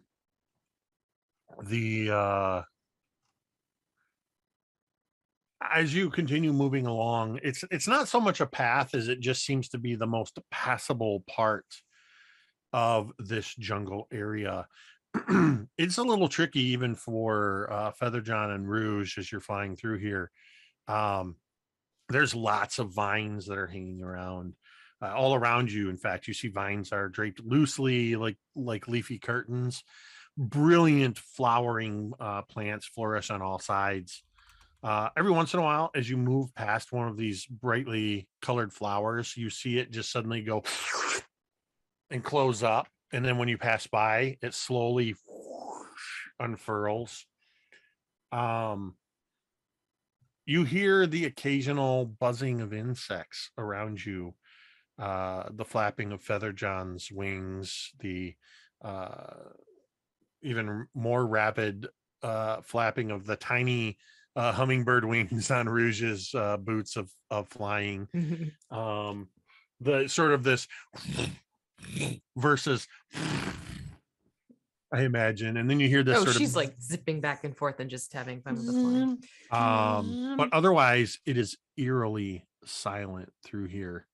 And the more you pass, you notice more and more of these brightly colored flowers all around you, as the green, pretty much every shade of green, is beginning to be broken up by brilliant yellows and reds, purples, blues, pinks. I would like all of you to make either a nature or survival check as you are moving through here. Nature. That's a 13 survival. In nature. What was that, Ted? 13 nature. Okay. 6 survival for Featherjohn. 18 for survival. Ali has learned the ground hurts, so she's on alert. Hannah? Is once again dirty 20 for survival. Yeah. All right. So who of you got less than a 20? Everybody but me. Everybody. Rouge and Featherjohn, it doesn't affect because you're flying. Chagrin and Allie, you're finding it increasingly difficult to walk through this area as you notice there is a very dense tangle of vines across the ground. And it's not just that the vines have become thick. The vines are actively moving across the floor and attempting to wrap around your ankles. And you had an 18, Allie, yes? Yeah. I saw that. Thick vines. Yes, these vines are thick with 2 C's. Both me and I started doing it at the same time. You can't take us anywhere. Nope. Hannah, you had a 20. Featherjohn, what was your survival? 6. And Chagrin, what was yours? 13 nature. And Rouge, I believe, was 13 as well. Mm-hmm. So the 3 of you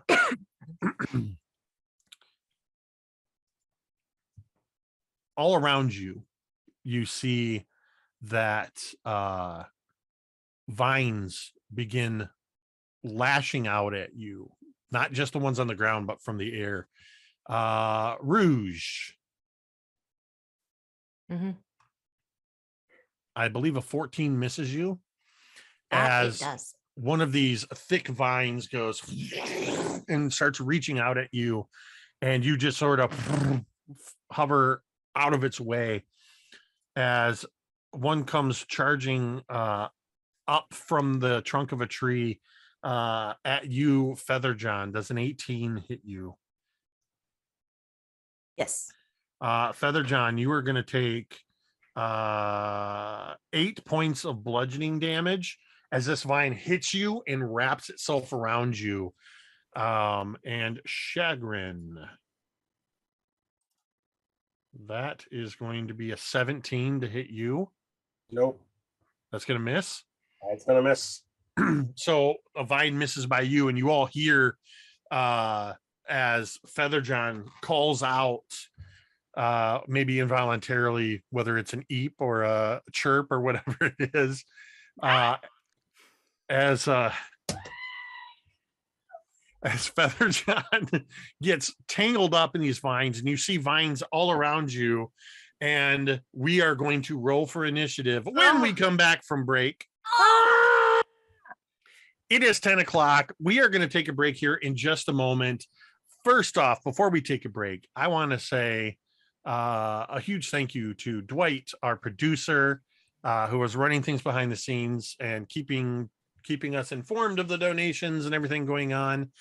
Unless I am mistaken, please correct me, Dwight. I believe we have raised $270 so far, which of course is going to be matched. So that puts us at we're hoping to raise 540. over $500 so far. That's all of you that are watching and participating in this.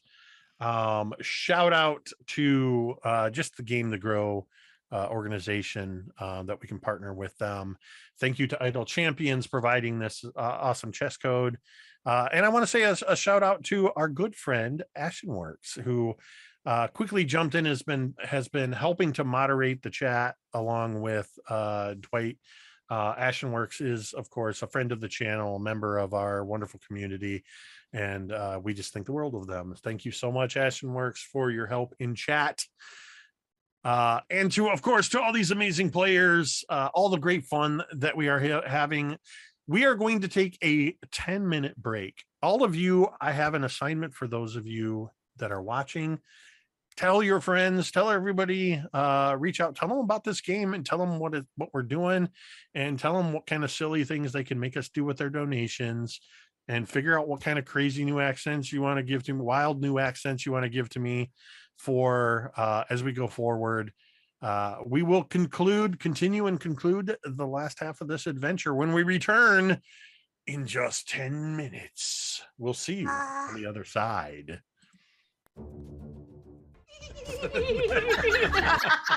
And nobody knows what was going on behind the scenes. Hey, everybody, we are back, and we are going to start off in just a moment with a roll for initiative. Let's keep those donations coming on in. We've got some awesome incentives that allow you to affect the game. In fact, right as we went to break, we got another $100 donation, putting us at $370 raised so far tonight, which also means I would like you all to roll for initiative. Roll me a D100, and we will resolve those when it comes to your turn, because that just might affect what happens. I'm gonna go last. All right, Allie, what do you got? 15 for initiative. 15 for Allie. Rouge. Oh, that's me. Hi. 7. Hannah. Who am I? 5. I'm having an identity crisis. Gentlewoman's 5. Oh, Chagrin. I got a 19. All right, Featherjohn. I got an 8.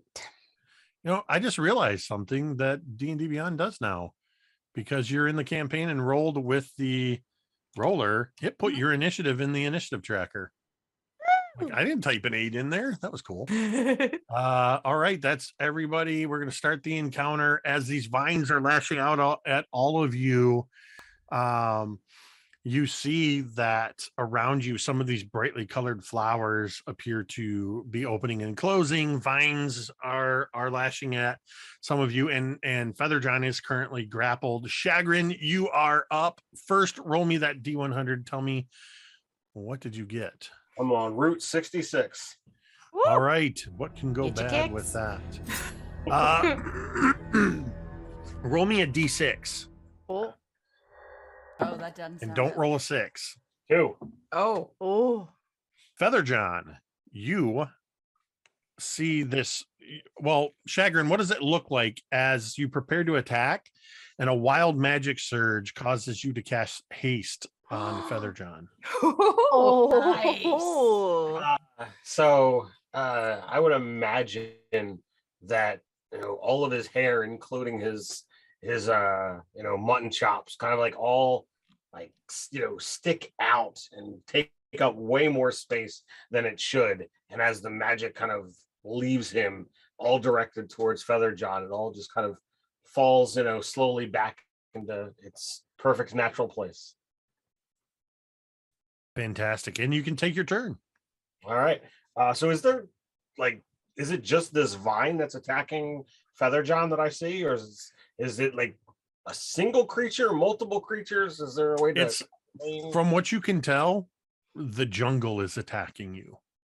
And it's also because this is going to be for those of you that are on the ground is difficult terrain because of all these vines that are messing with everything. So keep that in mind as well. Sure. So was the wild surge, is that any action on my Nope. on my turn? It just happens. All right.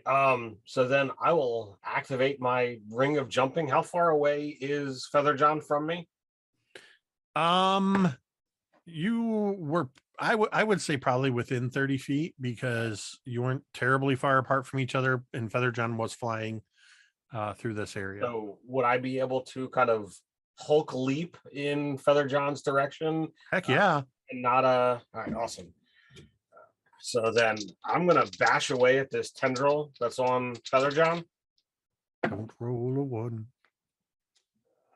All right, that's a 13 and a 14 to hit. Those are both going to be hits.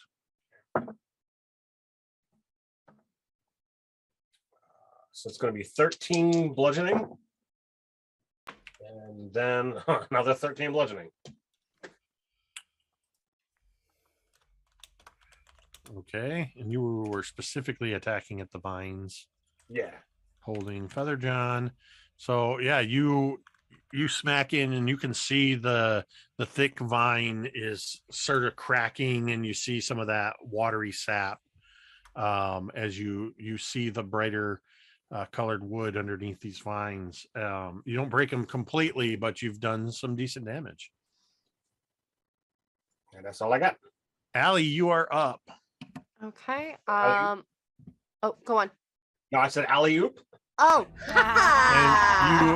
And you will start your turn with a D100 roll. okay, cool. So the D100 roll, I got 93. So to start off with, oh no. Oh no. No. I like when you say, "Oh no." I don't like No. that. I'm going to modify this ever so slightly. Okay.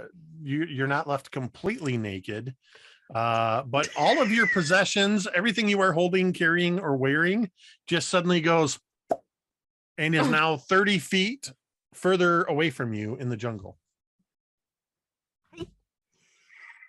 You 1 minute you're standing there getting ready to draw your bow, and the next minute you're standing there in your underwear. Oh no.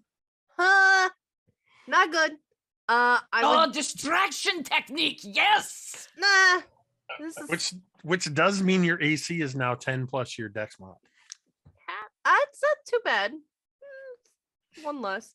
Okay, you said it's about 30 feet away. Mm-hmm. And it's of course difficult terrain, so it's gonna. Oh, wonderful. I should have waited to use levitate. It's fine. Okay, I'm going to. I would like to dash. Okay. I'm gonna literally use my full action to get over to my stuff. Please. All right. Yeah. thank You just suddenly realize you're in your Oh, small no. clothes and you see where all your stuff is. As it looks like a TikTok video where people just suddenly throw their clothes and they just kind of fall to the Oh, ground. Yeah. it's And very you much hear that. Oh no. Oh no. no. As you go just tiptoeing rapidly as fast as you can around these vines and dodging past vines and stuff, and you use your full action to get to your stuff. Can I get it on? Do I have enough time or no? I'm I'm not gonna say it's gonna take you a full 10 minutes to don your clothes. Oh no, it's just quick. But you use your whole action, so you're able to at the start of your turn, you will essentially kind of finish getting everything on. Perfect. I'll take it. As you're rapidly, doing up straps and buttons and snaps and She did theater. She knows how to do these quick transitions. Feather All right. John, you are grappled by this flowering devourer. I like that name. This is one of my creatures from an adventure that I wrote. That's a really Well, cool I wrote name. this I like adventure, that. so it's from this adventure too. But yeah, and I'll make it public. It's in homebrew on D&D Beyond. Oh. So the flowering devourer, not the adventure, but anyway, flowering John or Feather John. Flowering John. I do smell like flowers, so This is true. it would not be Allie's flowering, been- feathering. Allie has been spraying perfume and wonderful like things as Feather John flew her through the forest. So like, yes. All right, so what are you doing, Feather John? I'm rolling a D100, Yep. D100, D100, and D-Hunter. D100, and I got an 87. 87. For the next hour, you say all of your thoughts out loud.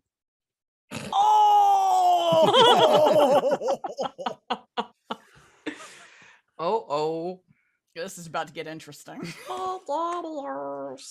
Yeah, is this the moment we find out So- Feather John secretly hates all of us? Like, No, I imagine that. Feather John is the ancient evil that we're going after. I Oh, imagine Lord. that Feather John has been very calm, very collected, kind of soft spoken, just very quiet a lot. All of a sudden you hear, "Ah, oh my god, we're gonna die, everyone's gonna die, oh my god, this is awful, I hate this, why did I come here, why did I try and do this?" And it's just a slew now of this anxiety driven horribleness oh, that has been going on in Rouge is Johnson. like holding her jug out. Do you need a sip, dearie?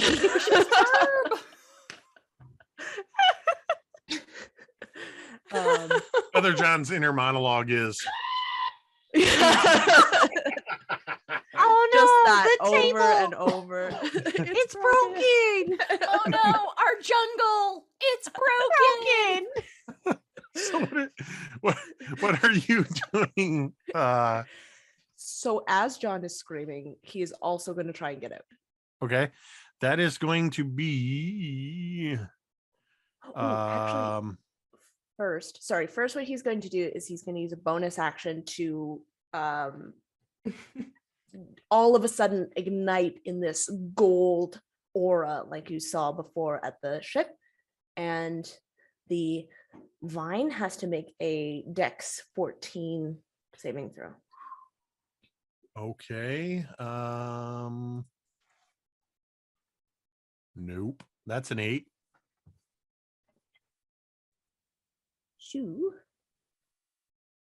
going to take 7 points of force damage. Okay. Yeah. And then you're going to try to escape. And then I'm going to try to escape, but yeah, I can use my wisdom modifier in place of my strength modifier if I make Okay. a strength Yep. checks. So go ahead and do that.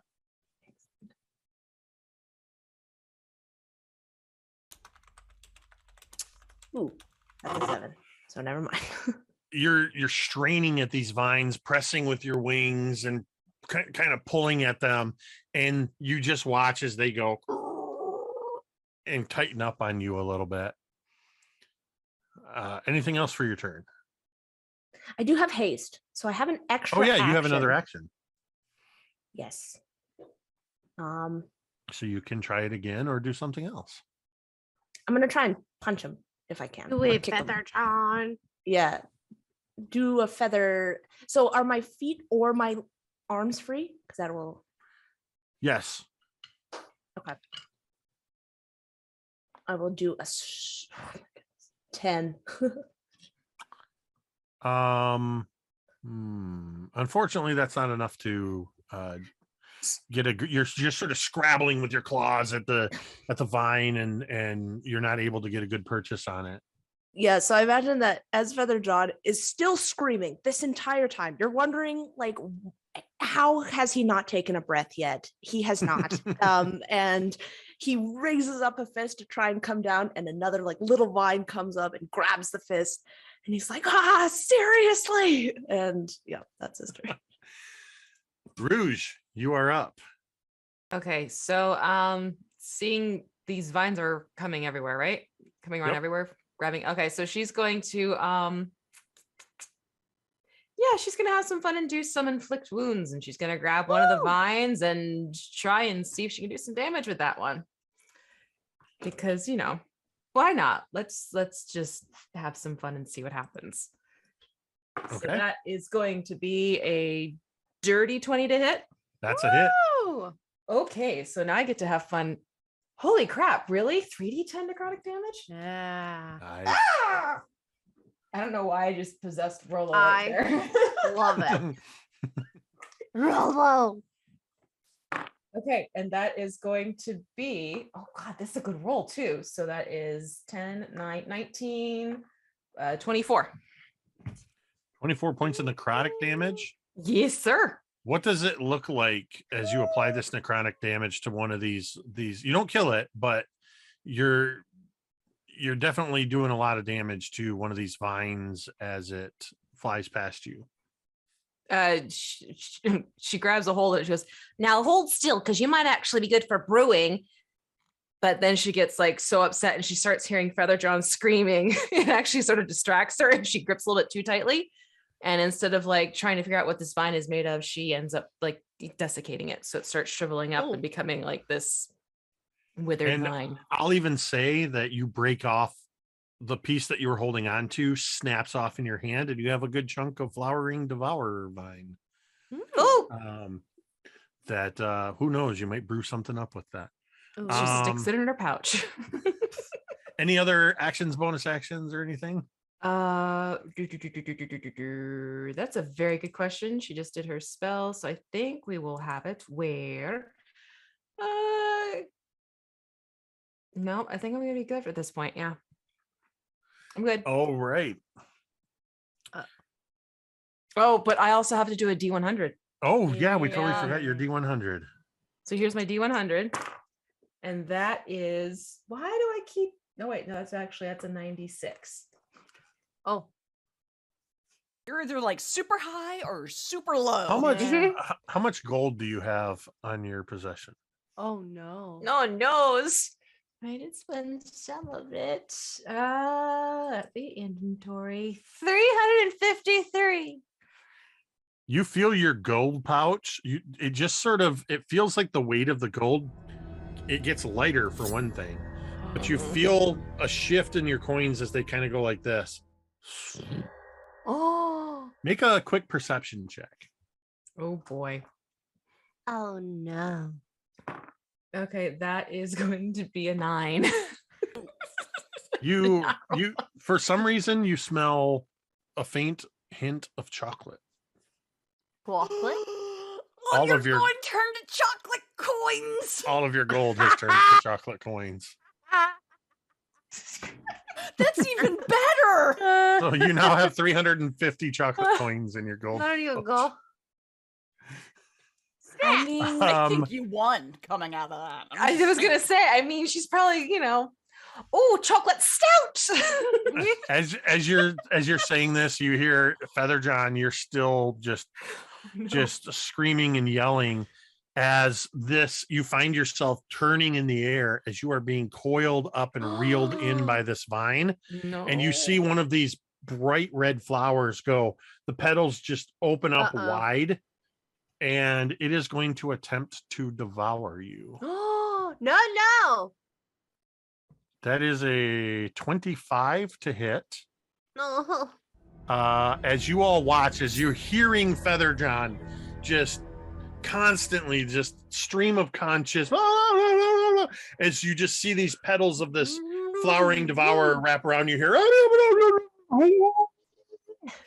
As you are completely devoured, Feather John, you are blinded and restrained. Mm-mm. You have total cover from all outside attacks, and there's worse that will happen on your turn. But So you all watch as Feather John is pulled into a flower. The next one is going to lash out at Chagrin. Does an 18 hit you? 18 does. Chagrin, you take 11 points of bludgeoning damage and you are grappled. oof. And the last one is going for Rouge. So for striking out at me, it will take 13 points of thunder damage Ooh, okay. as my hair strikes back.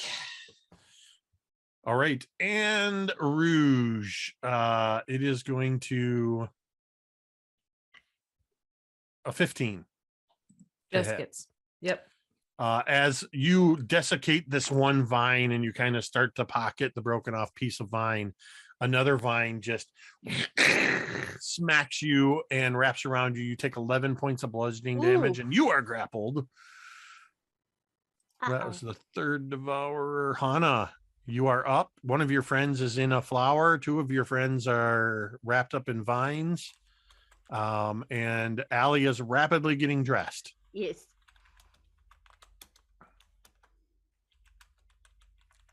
So what are you going to do, Hana? I turn to the plant that has eaten my feather, John. And I look at it. And I let out a raging bellow. No! And I run forward with my axe as I rage. And roll a D100. Okay. Oh no. I don't want to forget yours. 71.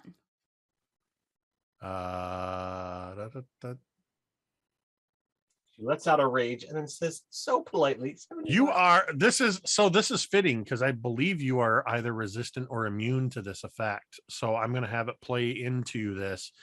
As you rage, you burst into flames. Excellent. I am. Are you immune or resistant to fire resistant. damage? So you will only take on each of your turns until you are put out. You will take 1 point of fire damage, but you will deal 1d6 of extra fire damage to anything you attack. Don't any of y'all put me out. So she runs forward, and she's told you all the story about how she was in a battle, and there was a great wizard who was casting this huge ritual spell, and Hana was attacking with her family, and she ran forward and slammed her axe into the caster right as they were completing their ritual, and the magic backlashed, and part of it was absorbed into her. And so as she rages, the magic from that ritual bursts forth in a random form. And let's find out what that is. Please be a squirrel. Oh, wait, it's D8, not D4. Please be a squirrel.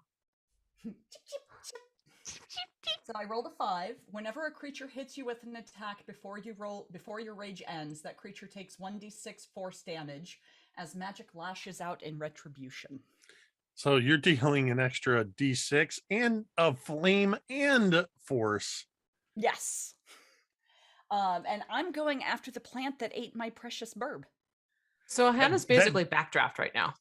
Yeah. I just imagine. Pretty much. I just imagine Dragon Forces Through the Fire and Flames just starts playing.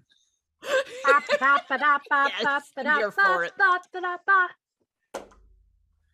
That's going to be a 19 and a crit for my 2 attacks. Nice. So the 19 is going to be, where's my D12? There it is. 9 plus character sheets over here. I apologize. It's taking me a second. 14 plus a d6 of fire. Yep. 17 points of damage from the first attack. And that's the one that swallowed Feather John. Mm-hmm. Okay. And then it'll take, let's see, d12 plus 11. So that's 12, 17, 28. 28 points of damage with 2 points of fire damage for the second attack. Did you max your damage and I then did, roll on yes. top of it? Mhm. Okay. Wait. Did you include the d6 fire damage as maxed out as well? Oh, no.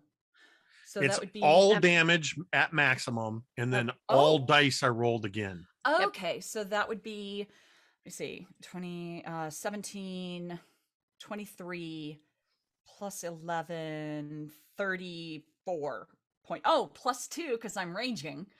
So 34, 35, 36 points of damage. It had 35 hit points left. Yeah! How do you kill this one flowering devourer and free Feather John? So she runs up and swings the axe high and lops off just the top of the bud. So it kind of falls open and there's Feather John. And then she swings it around and brings it back the other way and cuts below Feather John so that the flower just crumbles at Feather John's feet. And You Feather do John, not touch my burb!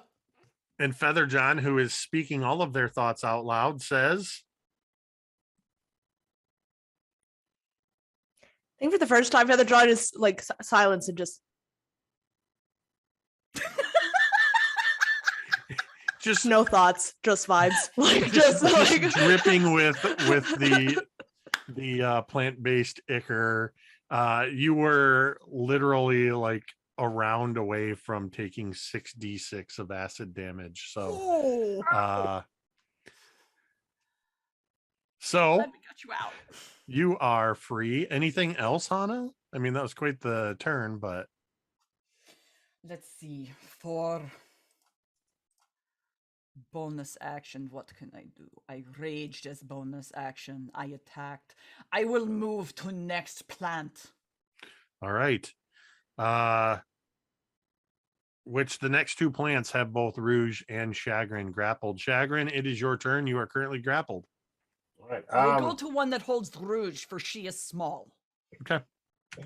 I think the wiser course of action would be to try and get out of the grapple, but wisdom is not exactly Chagrin's tactic. So I want to see if I can try to rip the vine out of the plant that's grappling me. I would just like to point out that if you're making a choice, Oh, you yeah. have a discussion. Yes, your wild magic surge. You have an angel and devil on your shoulder that are debating this. What does that look like? So the devil is kind of going, back and forth with, looking for, angling, trying to get me to just be violent. Who cares about what it's going to do to you? You'll be fine.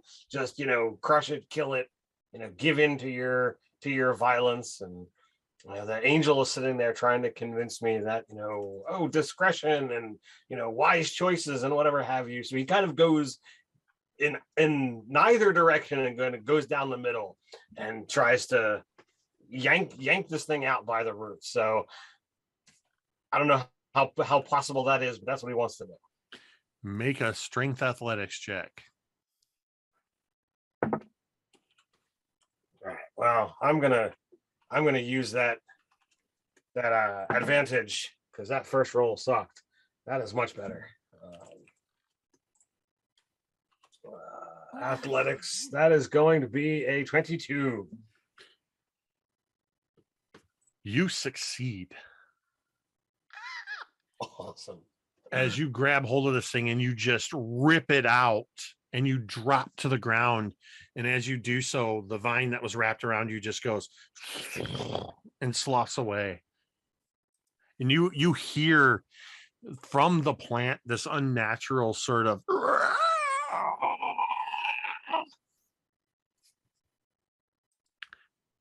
All right. Anything else? So that was my action. I'm Yep. going to use my second wind as my bonus, Okay. and I'll be done, of course. Just out of curiosity, what size category are these?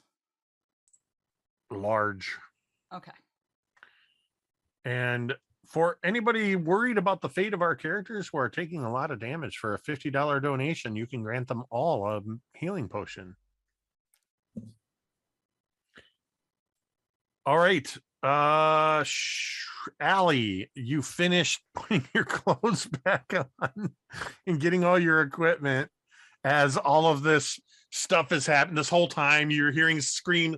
Every once in a while we cut over to Allie quickly getting dressed as out of focus in the background. Rouge and Chagrin is flying through the air. Hana's on fire. We hear as you Just finally picturing get Allie, all like, your gear. trying to get her pant up her leg, and she's like hopping on one foot through the background.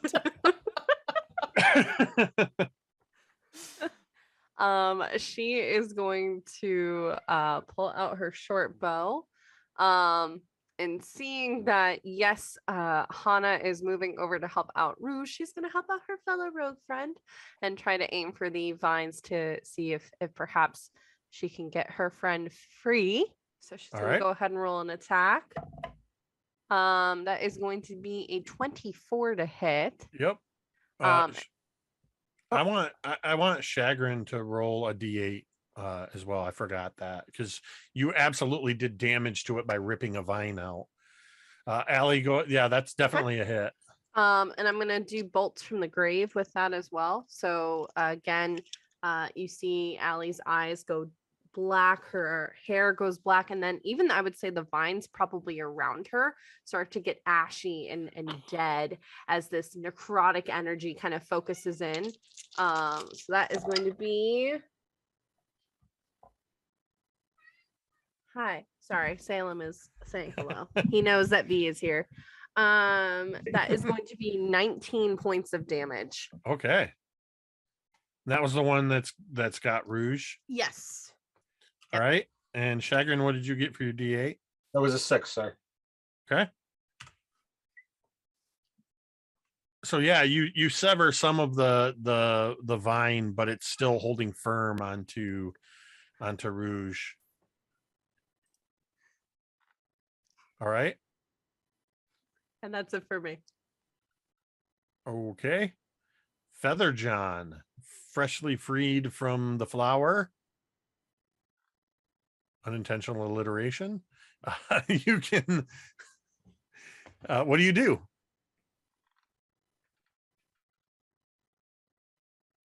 Feather John is going to go after the closest vine that he can get his little feathery hands on. Okay. As he's doing so, that moment, that iota of silence, of awe of Hana has disappeared. And he is back to just a constant monologue. You know, my mother always told me that I shouldn't have done this. I shouldn't have gone adventuring. I should have just gotten home or stayed home and continued making her soup. I could have made it better. I could have been the chef of the whole. But no, I get one big name and suddenly I'm the adventurer. And he's like saying this as he's like marching over to this vine, and he is going to punch it so many times. I just picture such an angry, cartoonish bird stomping forward. He's got feathers, but he's rolling up his sleeves. Yeah, yep. It's like one of those old Looney Tunes, like, Yep. he's like doing the whole like. There's a little storm cloud over his head. And yeah, so okay, let me count how many attacks I have. 3, 5. 5 attacks he's going to do in this thing. Is that with because of your hasting? It's haste, and then he's also going to do Fury of Blows as well. So that's perfect. 5. So Nice. yeah. 1, 2, 21, 10, 14, 23, and 24. So I believe the 10 doesn't hit. Does Correct. the 14 hit? All of the other ones do.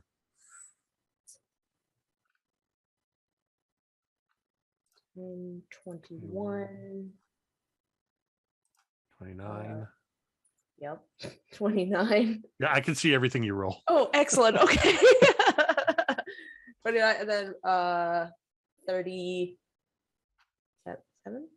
I didn't see the last one for some It's reason. another 8. Oh, yeah. I lost track of where we were. 47, is that it? 37. It was 29. 37? Yeah, 37. Okay. Yeah. What does it look like when you the one that that Shagrin had ripped the vine off, as you just storm up to it and rip it to shreds? What does it look like? I bet this is why I oughta just and then for good measure, you can see its pulp on the floor on this ground, but he's just continuing to kick it. That'll teach you for trying to eat me again. Look, I lost 3 tail feathers, and he like turns around and shows, and like 3 of his great plumed tail feathers are gone. No! This whole time, there's just smaller and smaller vines that are just going, and you just stomp the last one out. As you destroy the second one, the only one left, Rouge, it's your turn, and you are devoured. No, you're not devoured. What am I? What am You're I? not devoured. Rouge is free. You're grappled. No, You're she should grappled be by this free. plant. No. Oh, I She's thought I still attacked grappled. it. Oh, I thought I attacked. You the attacked Lucy it and to did grab- damage, You but it attacked wasn't it, did enough. damage. It wasn't. It wasn't enough to Apologies. free her. I'm sorry. Okay, so Or you going did to you try attacked and the one that was on Chagrin. Mm-mm. No, 'Cause she I was attacked the getting one that her. was No, Rouge. Rouge. No, was I on. went Okay. for Rouge. yeah. Okay. So Rouge is going to try and get out of the grapple. All right, that is a strength athletics check. Okay, you can do it. Okay, that's a 14. It's a 14. Yeah. You missed it by 1. Crap. Can I give my advantage to Rouge, please? Sure. Take it. Okay. Oh, okay. I just rolled an 18 on its own. And you strain, and that where Allie shot at it and hit it with the arrows, it just snaps. And you are free, but you don't drop to the ground because you've got I'm boots of flying. Yes. All right. Any bonus actions or anything? Nope, that's all she's got up her sleeve. Well, she's Okay. flying. She's gonna like fly away. So she's gonna do like As you go to fly away, it is going to make a disengage. Or disengage and fly away. Phrase it there you that go. way. There you go. So it won't attack at you. So Yes. all right, it is going to Cunning action it. That's what I'm gonna do. It is going to. Oh, it's gonna. This is a mistake. It attempts to hit the flaming barbarian, and misses with a 12. I'm sure. And it's your turn, Hana. As this plant just tried to swipe at you while you're on fire, Hana, it misses, and it's your turn.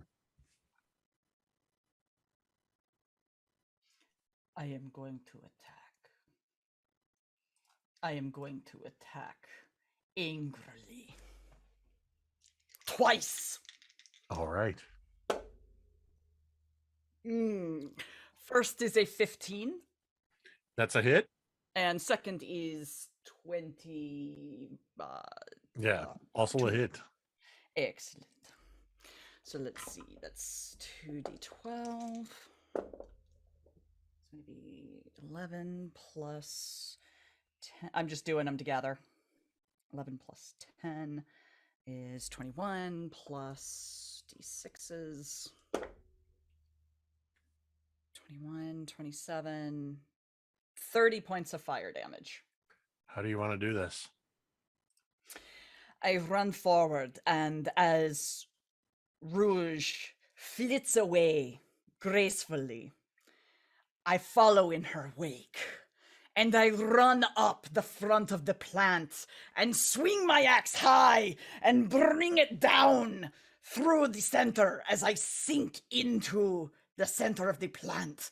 And the second swing comes out from in the middle of the plant, and it cuts all the way around the perimeter.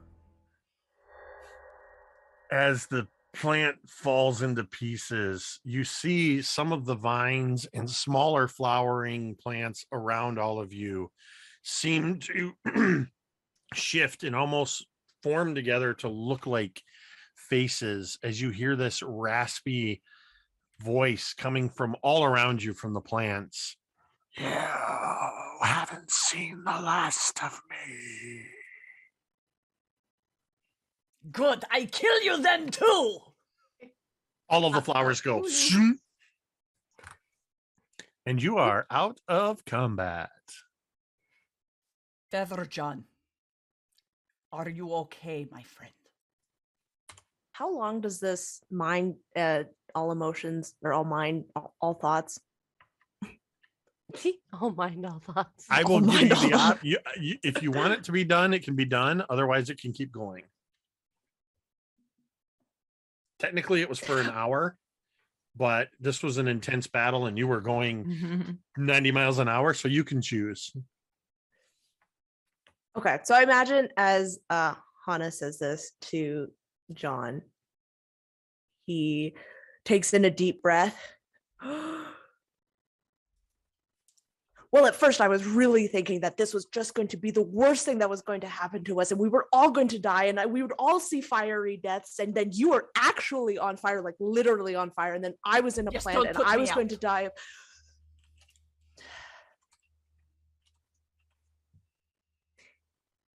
It was very exciting.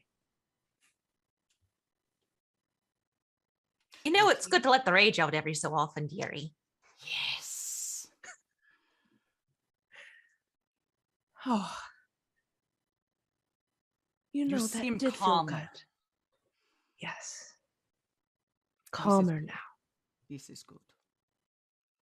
I'm going to pull out a greater healing potion and drink it. You can all, if you want to save the potion, you can all take a mechanical short rest. Oh, that'd be great. Spend hit dice. Sure. I'll do that instead. Just going to propose that. Yep. That way you don't have to spend magic or potions if you want to use your hit dice first. Everyone, I'm starting to would not love to like do the that. jungle, like at all. Am I the only one here thinking that? I don't think it's my favorite terrain. Many things move on the ground. Yeah. Try and attack. As Hana, as your rage subsides, the flames also just slowly start to die down. Oh, that is tragedy. It was beautiful. I liked it. It felt good. Yeah. You Felt looked good. amazing. You looked kind of like, I think I've read it in a book, like a superhero, all flame. I am superhero. You are. We are all superheroes. We do super things and save each other like heroes. Mm-hmm, mm-hmm. Is that a normal thing of you going on fire like that? No, but I really liked it. I think this forest does strange things. What happened to your clothes? We're not going to talk about that. Okay. Yeah, we're just. We just that's- glide past that. Yeah, exactly. That's. I don't like this forest. That's I okay. would like you all to Oh, no. make. I would like you all to make perception checks, please. Oh God! As And I Damn like it. to do God, that voice is drawing. back. I would like to not. Can I not? I'm supposed to be Tiny Tim. And I would like to do drawings. Got a 7. Bless us, everyone. 19. Everyone make 19. perception. Chagrin's only got a 2. 18. 18 for Ali. Oop, that went to the wrong person. You know my name is Simon. And Did I like anybody to else? do Did anybody else get higher than an 18? I got a 19. So Rouge and Ali, you, while you're resting, you notice that there's something on the other side of the trees. A clearing. And you can see a very large structure on the other side. Oh, dearie. Is the structure a rectangle? Sorry. Or is it more like, pyramid? Yes.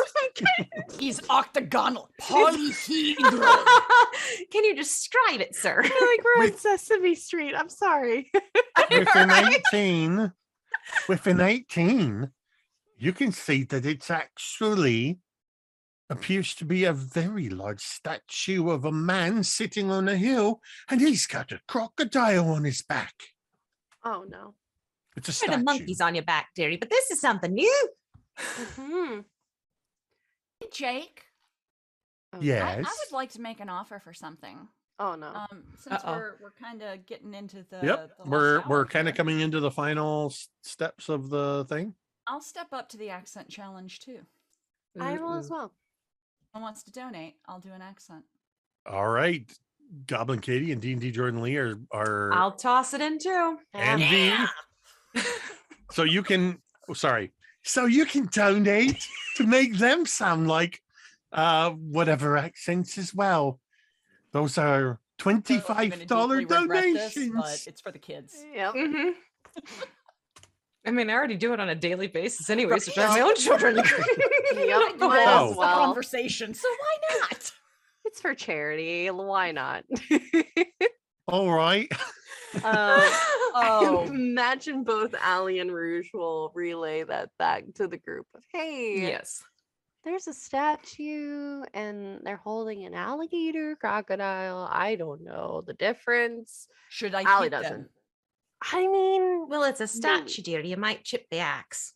yeah. I'll use other axe. If the I'll use statue would flat side of other Yeah. axe. if the statue attacks us, then yes. I would say for right now, no. I should clarify. When I said statue, Mm. it's not just your average statue. It's a large one. What you see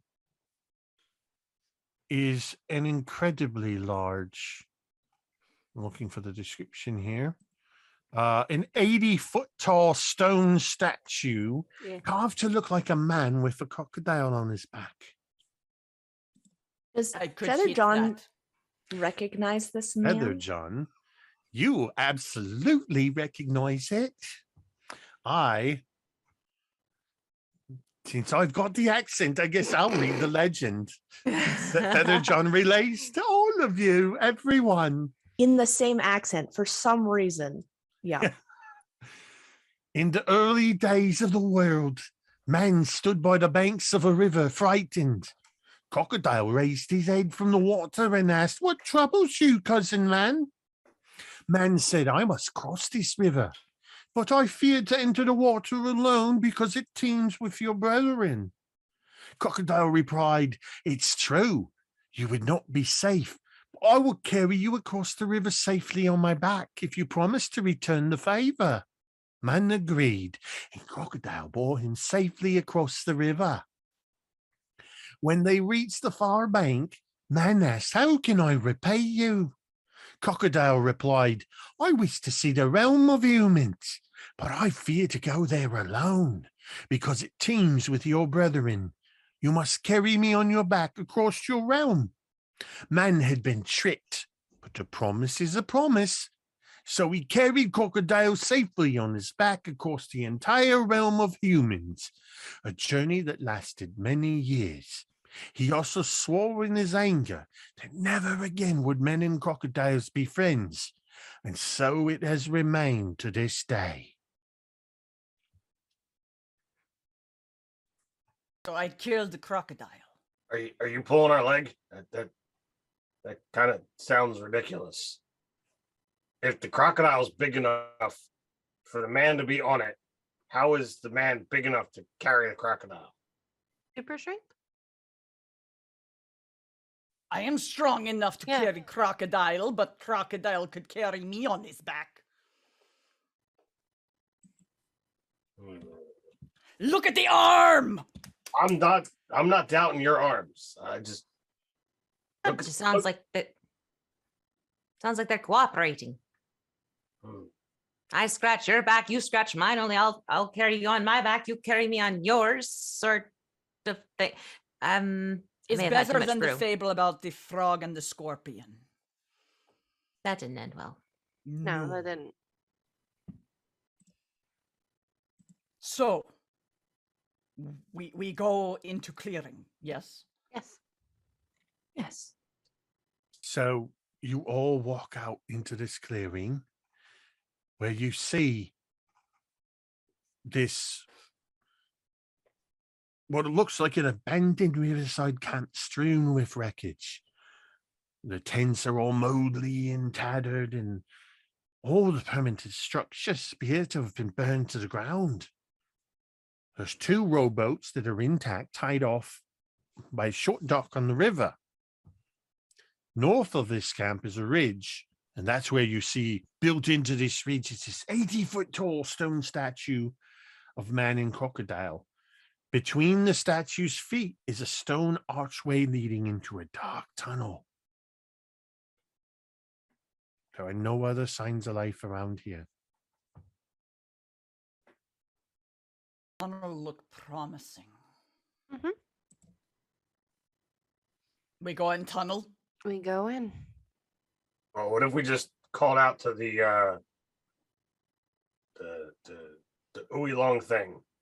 Maybe it comes out and we fight it and be done. Chagrin, you are debating a choice, which I believe means that an angel and a devil are having a conversation on your shoulder. So I would say that to the group, and this is probably after the little, things on my shoulder that are kind of trying to convince me of a direction to go.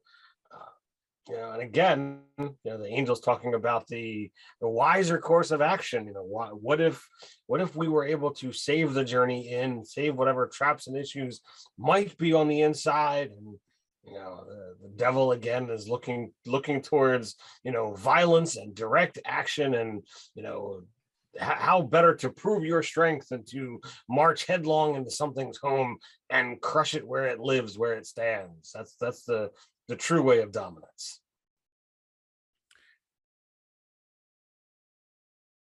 You all hear from inside the statue, the archway between its feet, you hear a voice say,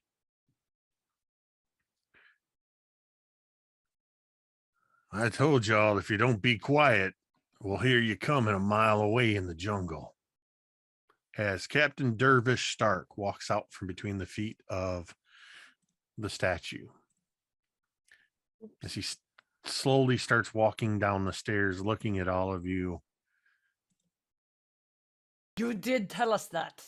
Yes. He says to Chagrin, "And you go ahead, you call out to Ulu Thailong, but you don't got to call very loud." As the rest of the crew start walking out behind him. But as they step out into the area and start flanking around him, you notice that all of the crew, they look like themselves, but they all look as if they've been carved from wood. No. I thought you guys were recovering back at the crash site. They look It's pretty always healthy the to me. same. Always the same with you people. I gave you the legend of Ulu Thailong, and I told you to watch out for, and you still didn't pay attention. I was right there in front of you the entire time. Uh-oh. As he's talking, you see that he seems to be growing in size before you. I don't like that. You begin to hear what sounds like rapid snapping of twigs and branches as he reaches out, and you see his arms starting to grow bigger, especially his hips and his thighs and his legs. They get thick as a massive tail grows out from behind. His arms actually go in close, and his head and neck elongate until you see a gigantic wooden Tyrannosaurus Rex standing in front of you. Yes. As he goes, All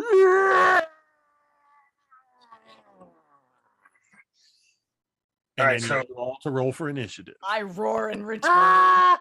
the captain. I just saw your background change. I don't know how long ago you did that, or if you just did Just it. but now. This is I fine. just saw it. So I was gonna say Thorgon, dear God. Shaker was like, so do you gonna help us find this, Ulu thingy? You say that to the Tyrannosaurus Rex? Yeah. He just roars back at you. Allie, what do you got? 7. Also, as a reminder that I'll drop it down to $250. If anybody donates $250 in the next few minutes, this T-Rex becomes a dragon. Ooh, now, wait. All right, Allie. Sorry, Allie, what did you get? It was it was low, like 7 or 9. I can't Whoops, I remember. wrote 74. Rouge. What were we doing again? Initiative. Initiative. That was Initiative. 16. 16. Hana. 14. I got double digits, y'all. Chagrin. That's gonna be a natural one. No. Oh. Oh no. Feather John, the beak of Oobtow. Hey, I'll tell you what. Why don't you take my 22. advantage and re-roll that? No, I'm good. Okay. I'll go last. Feather John, what'd you get? 22. All right. Feather rolling John, here. speedy burb. I cannot roll That's perfect. well. Yep, I cannot roll well. That's okay. Sorry, Zach. That's fun. I'm using the die my son got me for Christmas, but not for the T-Rex. And the die that Katie got me didn't roll any better. Oh. Oh, you're trying let's to use see. it against me. Oh, of course. Feather John, you are up first as this T-Rex and these 6 wooden crew members appear on either side. What are you doing? He's flying up to the head of this T-Rex. Okay. Gonna circle around it like a little annoying flying thing. And he again is going to use his bonus action. These golden spectral wings expand from his wings, his own wings extend, and this thing has to make a dex saving throw.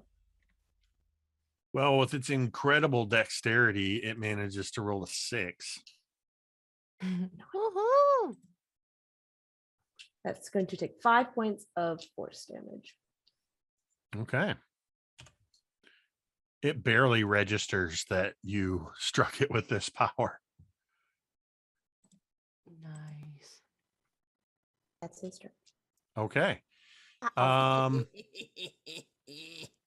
I'll have to remember. Oh wait, that. sorry, no, it's not. No, it's not. I lied. I totally lied. Sorry.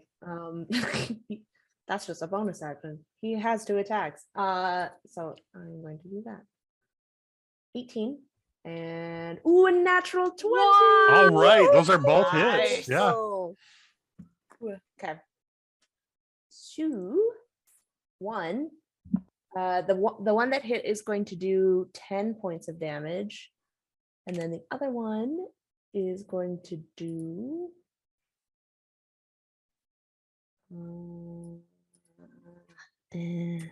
Hold on. Pause. God bless it. V and Jordan, you've got some accents coming your way. Oh. Not a honey. stretch at all. Not a stretch at all. No, we're good. 27. We're totally Eh. good. It's For fine. the second attack. What was the damage on the second attack? 27, and this is all force 27. damage. Fantastic. Now he's registering. You did that first little thing. He didn't seem to notice, so you let him know that you're there. He's very much aware of you being there. That's going to take us to Rouge Claret. You are next. Right. So seeing this lovely Tyrannosaurus Rex all wooden and, clunking around, Rouge is going to fly up with her lovely winged boots, and she's going to, hey, it already worked before. Why not do it again? She's going to use another one of her inflict wounds, and she's going to, grab the tiger by the toe, only this time it's grab the Tyrannosaurus Rex by the tail. And she's going to go in for an attack, and we'll see what happens with that one, shall we? Sound good, kids? Yeah. Right. So that is not bad. I'm not going to be mad at that one. That is going to be a 23 to hit. That's a hit. That's lovely. I love it when things work out like this. This is beautiful. And then we're going to be looking at a total here of I think that's 16 necrotic damage. 16. I'm sorry, what kind of damage was that? Necrotic. All Oh right. my God. By the way, whoever said New York accent, honey, I'm in the area. Welcome. I was going to say, you don't have to look far for that. one. No, this is not a stretch. Nope. All boy. right. Hana. Right. I am going to attack. Do it, honey. I am going to rage first. So again, I slam the bottom of my axe into the ground and let out a bellow. And from this, the magic surges around me. And it ends up with a 6, which means until your rage ends, you are surrounded by multicolored protective lights. You gain a +1 bonus to AC, and while within 10 feet of you, your allies gain the same bonus. So y'all get a +1 to AC as long as you're within 10 feet of me. And I am going to attack. Now, I have a question. Is a Tyrannosaurus giant? It is, I believe it is giant. Let me just double check that. It's huge. Ah, damn. Which is smaller than giant, isn't it? Yeah, it goes large, huge. Was it gargantuan? Okay. I have a giant slayer. That's why I was asking. It said giant creatures. Use it. It's big enough. It's a T-Rex. It's a giant wooden T-Rex. Use your feature. It's a one shot. Yeah! It's the final boss battle. Use it. Fabulous. Okay, so we're going to attack it twice. That's going to be an 18 and a 18 and a 19. Those are your hits? Yeah. Yeah. They are okay. indeed hits. Just going to take an extra 2d6. Y'all are going to kill my T-Rex before I get to use them. 3d6. I need another d6. Sorry, bear with me for 1 second. I'm just going to grab one of my new dice. Okay. So 2d12, 7 and 11, 18. 18 plus... No, I need that. Actions. Okay, 18 plus 10, 28 plus 28, 31, 36, 42, 43, 44 points of damage. 44. Mm-hmm. And I need a strength saving throw. That is going to be 13, but he's going to use legendary resistance. Darn it, because I was going to knock him prone.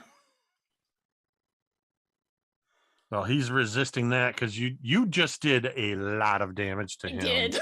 I did. He is in bad shape. Oh, you know what? That isn't even all the damage, actually. I'm sorry.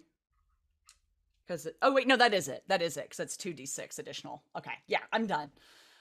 Are you sure? I think so. Are you You're sure? You sure? positive? You're Duh, positive? I am sure. I All have right. beat No, wait, the there's shit more? out of this T-Rex, and I will continue to do so. I love All it. right. Okay.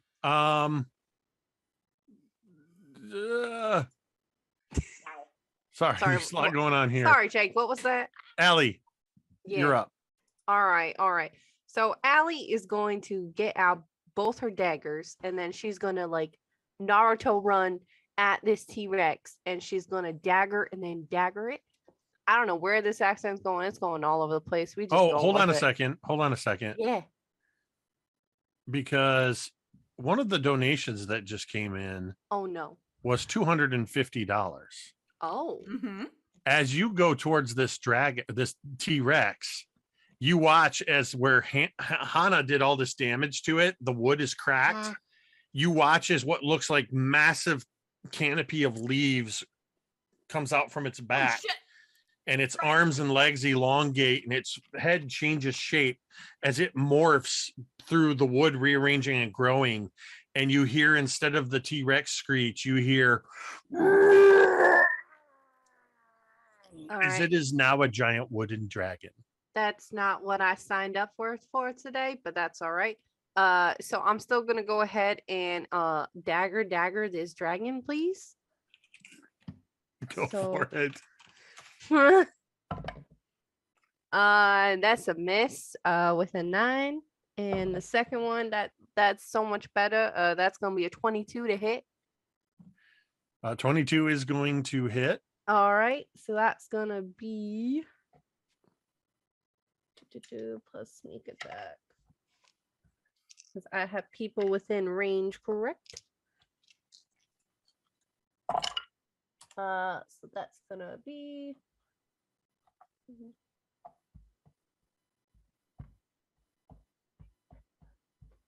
21 points of damage. 21 points of damage. Okay. 21 points of damage as I dagger the wooden dragon that is just manifested in front of me. Okay. And start regretting my decisions in this life. All right, I had to open up another window because I need dragon stats. Oh, jeez. This dragon, this wooden dragon of Ulu Thelong, Oh, jeez. you watch as you strike at it as a bonus action.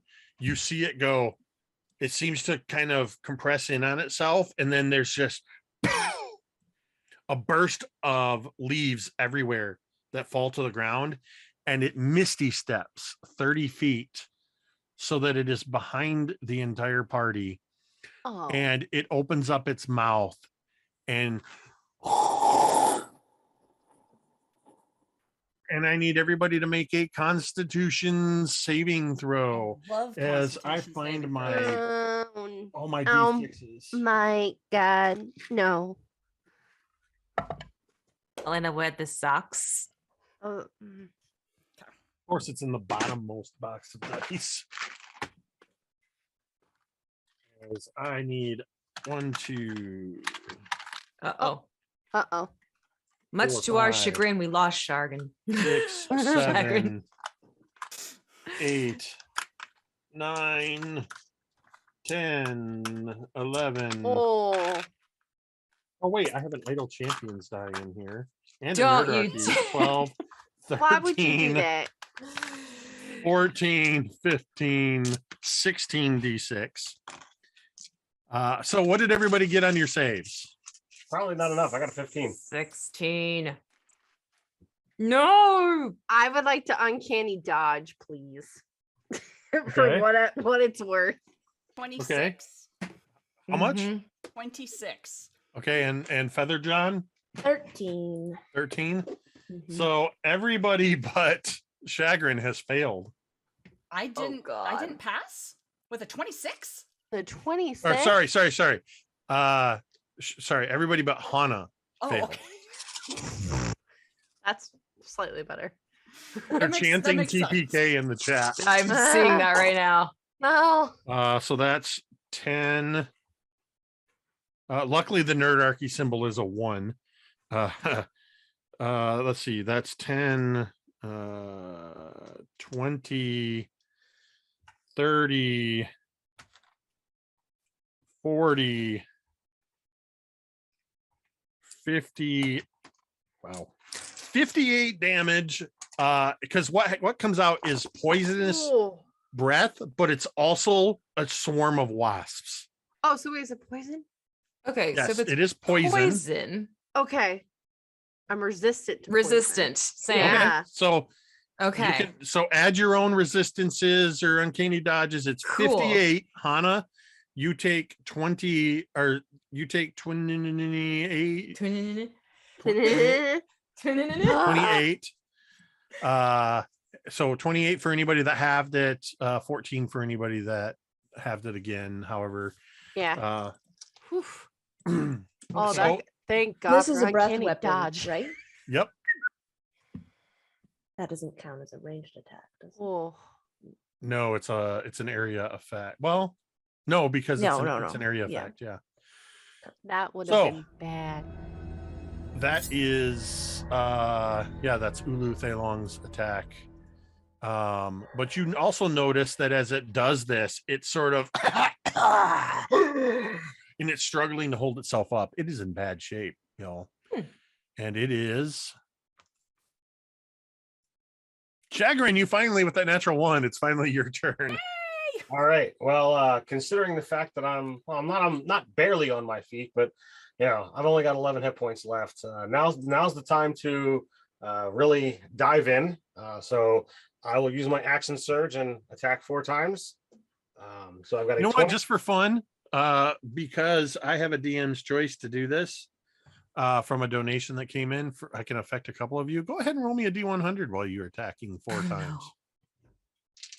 All right, so I've got a 69. Nice. So and this one involves a tingling sensation. Oh god. The tingle tells you it's working. You start to tingle as you feel the presence of undead all around you in the jungle. Okay. Go ahead and make your 4 attacks. So 22, 21, 23, and a 15. Anything over a 13 is a hit. Okay, so that means they all hit. So 9, 20, 27, 39. Never 50. have you wanted there to be domain dice more. Right. 55 points of bludgeoning damage. Say that again. The total 55 points of bludgeoning damage. You're in there just wailing on this thing left and right.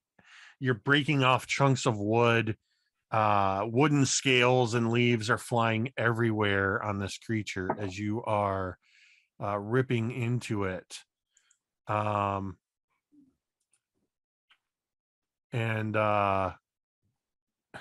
just took 4 attacks, but I have to ask, is there anything else? I'm just going to second wind because I got that back on the short rest, and I barely get anything back.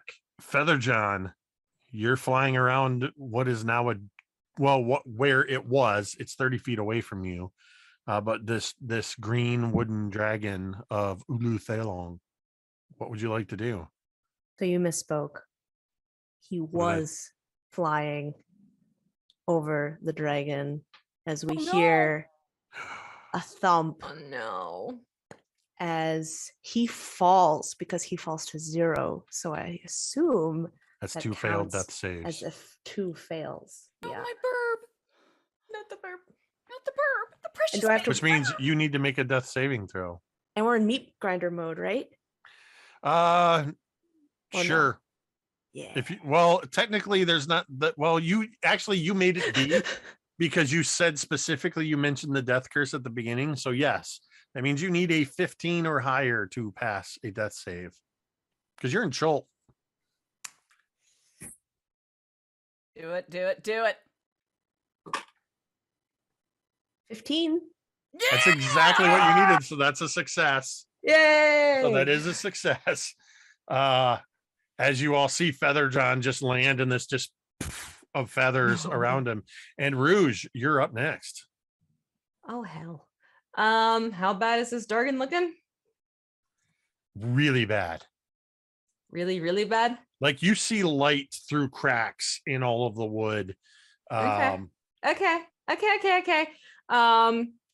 She'll look down at Feather John on the ground and look at the dragon. You son of a bitch. I'm gonna get you for this one. You hear me? You hear me? It's coming. It's coming now. And she's gonna do guiding bolt. And do. Hold on. There are some very special dice I need to make sure I have on hand for this because I have reasons. So here we go. Guiding bolt. That is going to be a 21 to hit. Yep. And true to form, I have it's 11. That is 17, 18. How do you want to do this? Oh, she totally gives it the middle finger as she shoots these guiding bolts out of it towards the dragon. And these 4 bolts just shoot right out and they zing themselves right into the wooden dragon's abdomen. So it just starts to like almost light it up from the inside, and all those cracks start effusing this golden light from inside out, and it just splinters into pieces. And as that's happening, she's almost like turning her back at the same time, and she's going to fly over to Feather John and get herself I've ready got a thing for this. I've got a thing for this. Okay. Can I do my thing? Sure. So Hana takes out a potion and I'll say she looks at Rouge and says, "Do I drink this and then spit it into her mouth?" No, honey, I got something for it. Okay. See the beak open, the tongue is just like out onto the side. Just into his mouth. So I'm imagining we're out of combat, right? Yes. This At this I point- mean this is like a Final So, Fantasy Yeah, ending. so just, then it's as gone. she basically like turns her back on this, she's going to go in and hold on. Where'd it go? She's going to use her divine brew on Feather John. So as she's like hearing the splintering of this wooden dragon behind her, she's going to pull out another flask from her hip, pop the cork, pour it into Feather John's mouth, and that is going to be 7 HP returned. And Feather John will be immune to being frightened. Feather John, just for fun, roll the D100 as you come to. You explode in a fireball and kill the rest of the 67.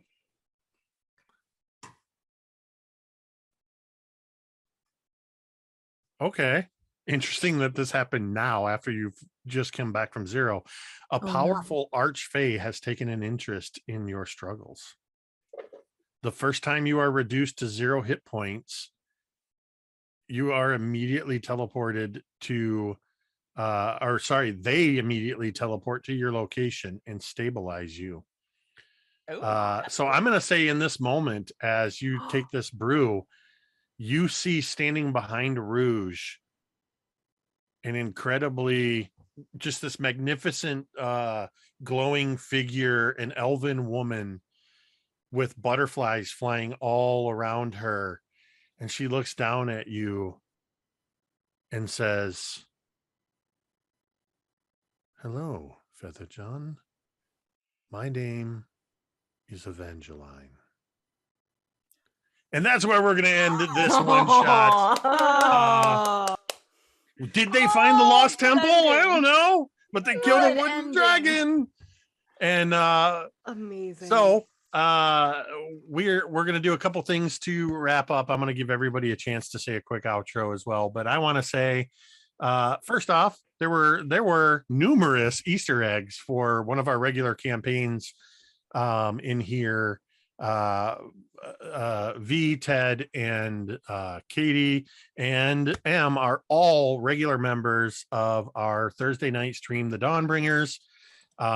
So there were a lot of references, including the Archfey that just showed up at the end is a reference to season 6 of Dawnbringers, which starts here very soon in January, as we are playing in the Wilds Beyond the Witchlight with their regular characters. These aren't their characters, but Rolo is much more lovable.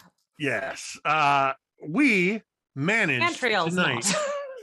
in just 3 hours for this one shot of having fun with this adventure and having fun with your donations and incentives. We raised $770, and we were told by Game to Grow that there was a matching donor out there, so that $770 becomes $1,540 raised towards the year-end goal for Game to Grow's Play It Forward. You all did that. You know what? We here at MTD, we love working with partnering for charity with worthy causes, and I think that Game to Grow and MTD, don't be surprised if you see us working together much more in the future. I hope that all of you enjoyed this. I hope that we can continue to work, but in the meantime, suffice it to say, we did good work tonight and we had a heck of a time doing it. Let's throw all of your emojis in support to Big Bearded Nerd, our producer behind the scenes running chat, as well as Ashenworks, who was moderating the chat. Let's say a huge thank you to them for their support. We appreciate all of the hard work behind the scenes. Thank you to Idle Champions for letting us have the chess code to support us in that way. We tremendously appreciate that as well, and everything that you all do there. This was amazing. I had a blast tonight. I love playing with all of you, and the fact that we get to just have fun with these characters and tell stories and do goofy accents and stuff. And look, we raised over $1,500 to support an amazing mental health organization. So real quick before we get out of here, I'm gonna just let everybody say a quick outro, and we'll go in reverse order, starting with you, Jordan. Oh, hi everybody. I'm D&D Jordan Lee. I'm 1/3 of the Mini Terrain Domain little group that we have. I'm a Twitch variety streamer on my own channel, D&D Jordan Lee. I play a lot of Dead by Daylight and also compare it to aspects of D&D because there's a lot of similarities. You can also join me on Sundays with the lovable Goblin Katie as we do Brunchapalooza and try to survive New World. Here's a careful hint: we die a lot and it's chaotic, and we have mimosas. It's a great time. Rabbits. Rabbits. You can also find me on here on Monday nights for Scribes and Scrolls, the Candlekeep Mysteries, playing a very different character than you saw tonight. It's been an absolute blast. And then I also do a lot of charity streaming with D&D. So that'll be coming up in February and March of this next year. So stay tuned for more information. So hello. All right, V. Hey everyone, I'm V Muse, and hey to everyone from Idle Champions sitting in the chat. You will see me every Friday over on Codename Entertainment's Twitch channel for our Idle Champions Paint and Slay, where I'm painting minis with the wonderful Lauren, Oba Lauren, who is also in the chat right now. Hello. And again, you can find me every Thursday playing Cat Trail Cavatina in the Dawnbringers, as well as guesting on the Black Dice Society every so often on Thursdays too. Don't ask, it happens. So that's another thing that you can find me doing. And make sure to follow me over on Twitter at @V_Muse to find out what other antics I'm getting up to, because there's a lot happening, yo. Ted. Hey everybody. I'll let you tell everybody the one thing V forgot to mention. I am Ted. All. I am Ted from Nerdarchy. As Jake pointed out, I'm also here on Thursday nights playing Thorgarn, my very crazy dwarven multi-class character that Rouge is apparently a cousin of. So lots of fun to have those little tidbits. I run a game on usually once a month on Fridays. Untraditionally arcane that V and Jake are in. We're trying to figure out when our next session is. I'm also, in a Tuesday night game over on the Nerdarchy Live channel. You can always go check out. And lastly, we have a Kickstarter launching next week. If you want to come check out tarot-sized magic item cards, it's 250 items, made by Nerdarchy as referenced in our own games. One of which is actually from the Dawnbringers game itself. So very, very, very much looking forward to having that get out there. All right, Em. Hi, I'm Em. I am here on Thursdays playing Figure to Prometheus, a clockwork wizard. And I also have my own Twitch, Dice on Ice RPG, where I'm running Strahd and Jake is there. So please join us. It's a really fun campaign. It's always an existential crisis whether they're trying to decide whether they're the good guys or the bad guys. And the spoiler is they're the bad guys. So, and hopefully I can get into more stuff on Twitch in the new year. So that would be great. But thanks for having me. Finally, Goblin Katie. Hello, everybody. Goblin Katie, aka Katie Downey. You can find me on all the socials at Goblin Katie. I stream on my own channel on Sunday mornings here on Twitch with the wonderful D&D Jordan Lee. On Sunday evenings at 7 p.m. starting February 6th, you can catch me on twitch.tv/D4RPG playing in the D4 campaign.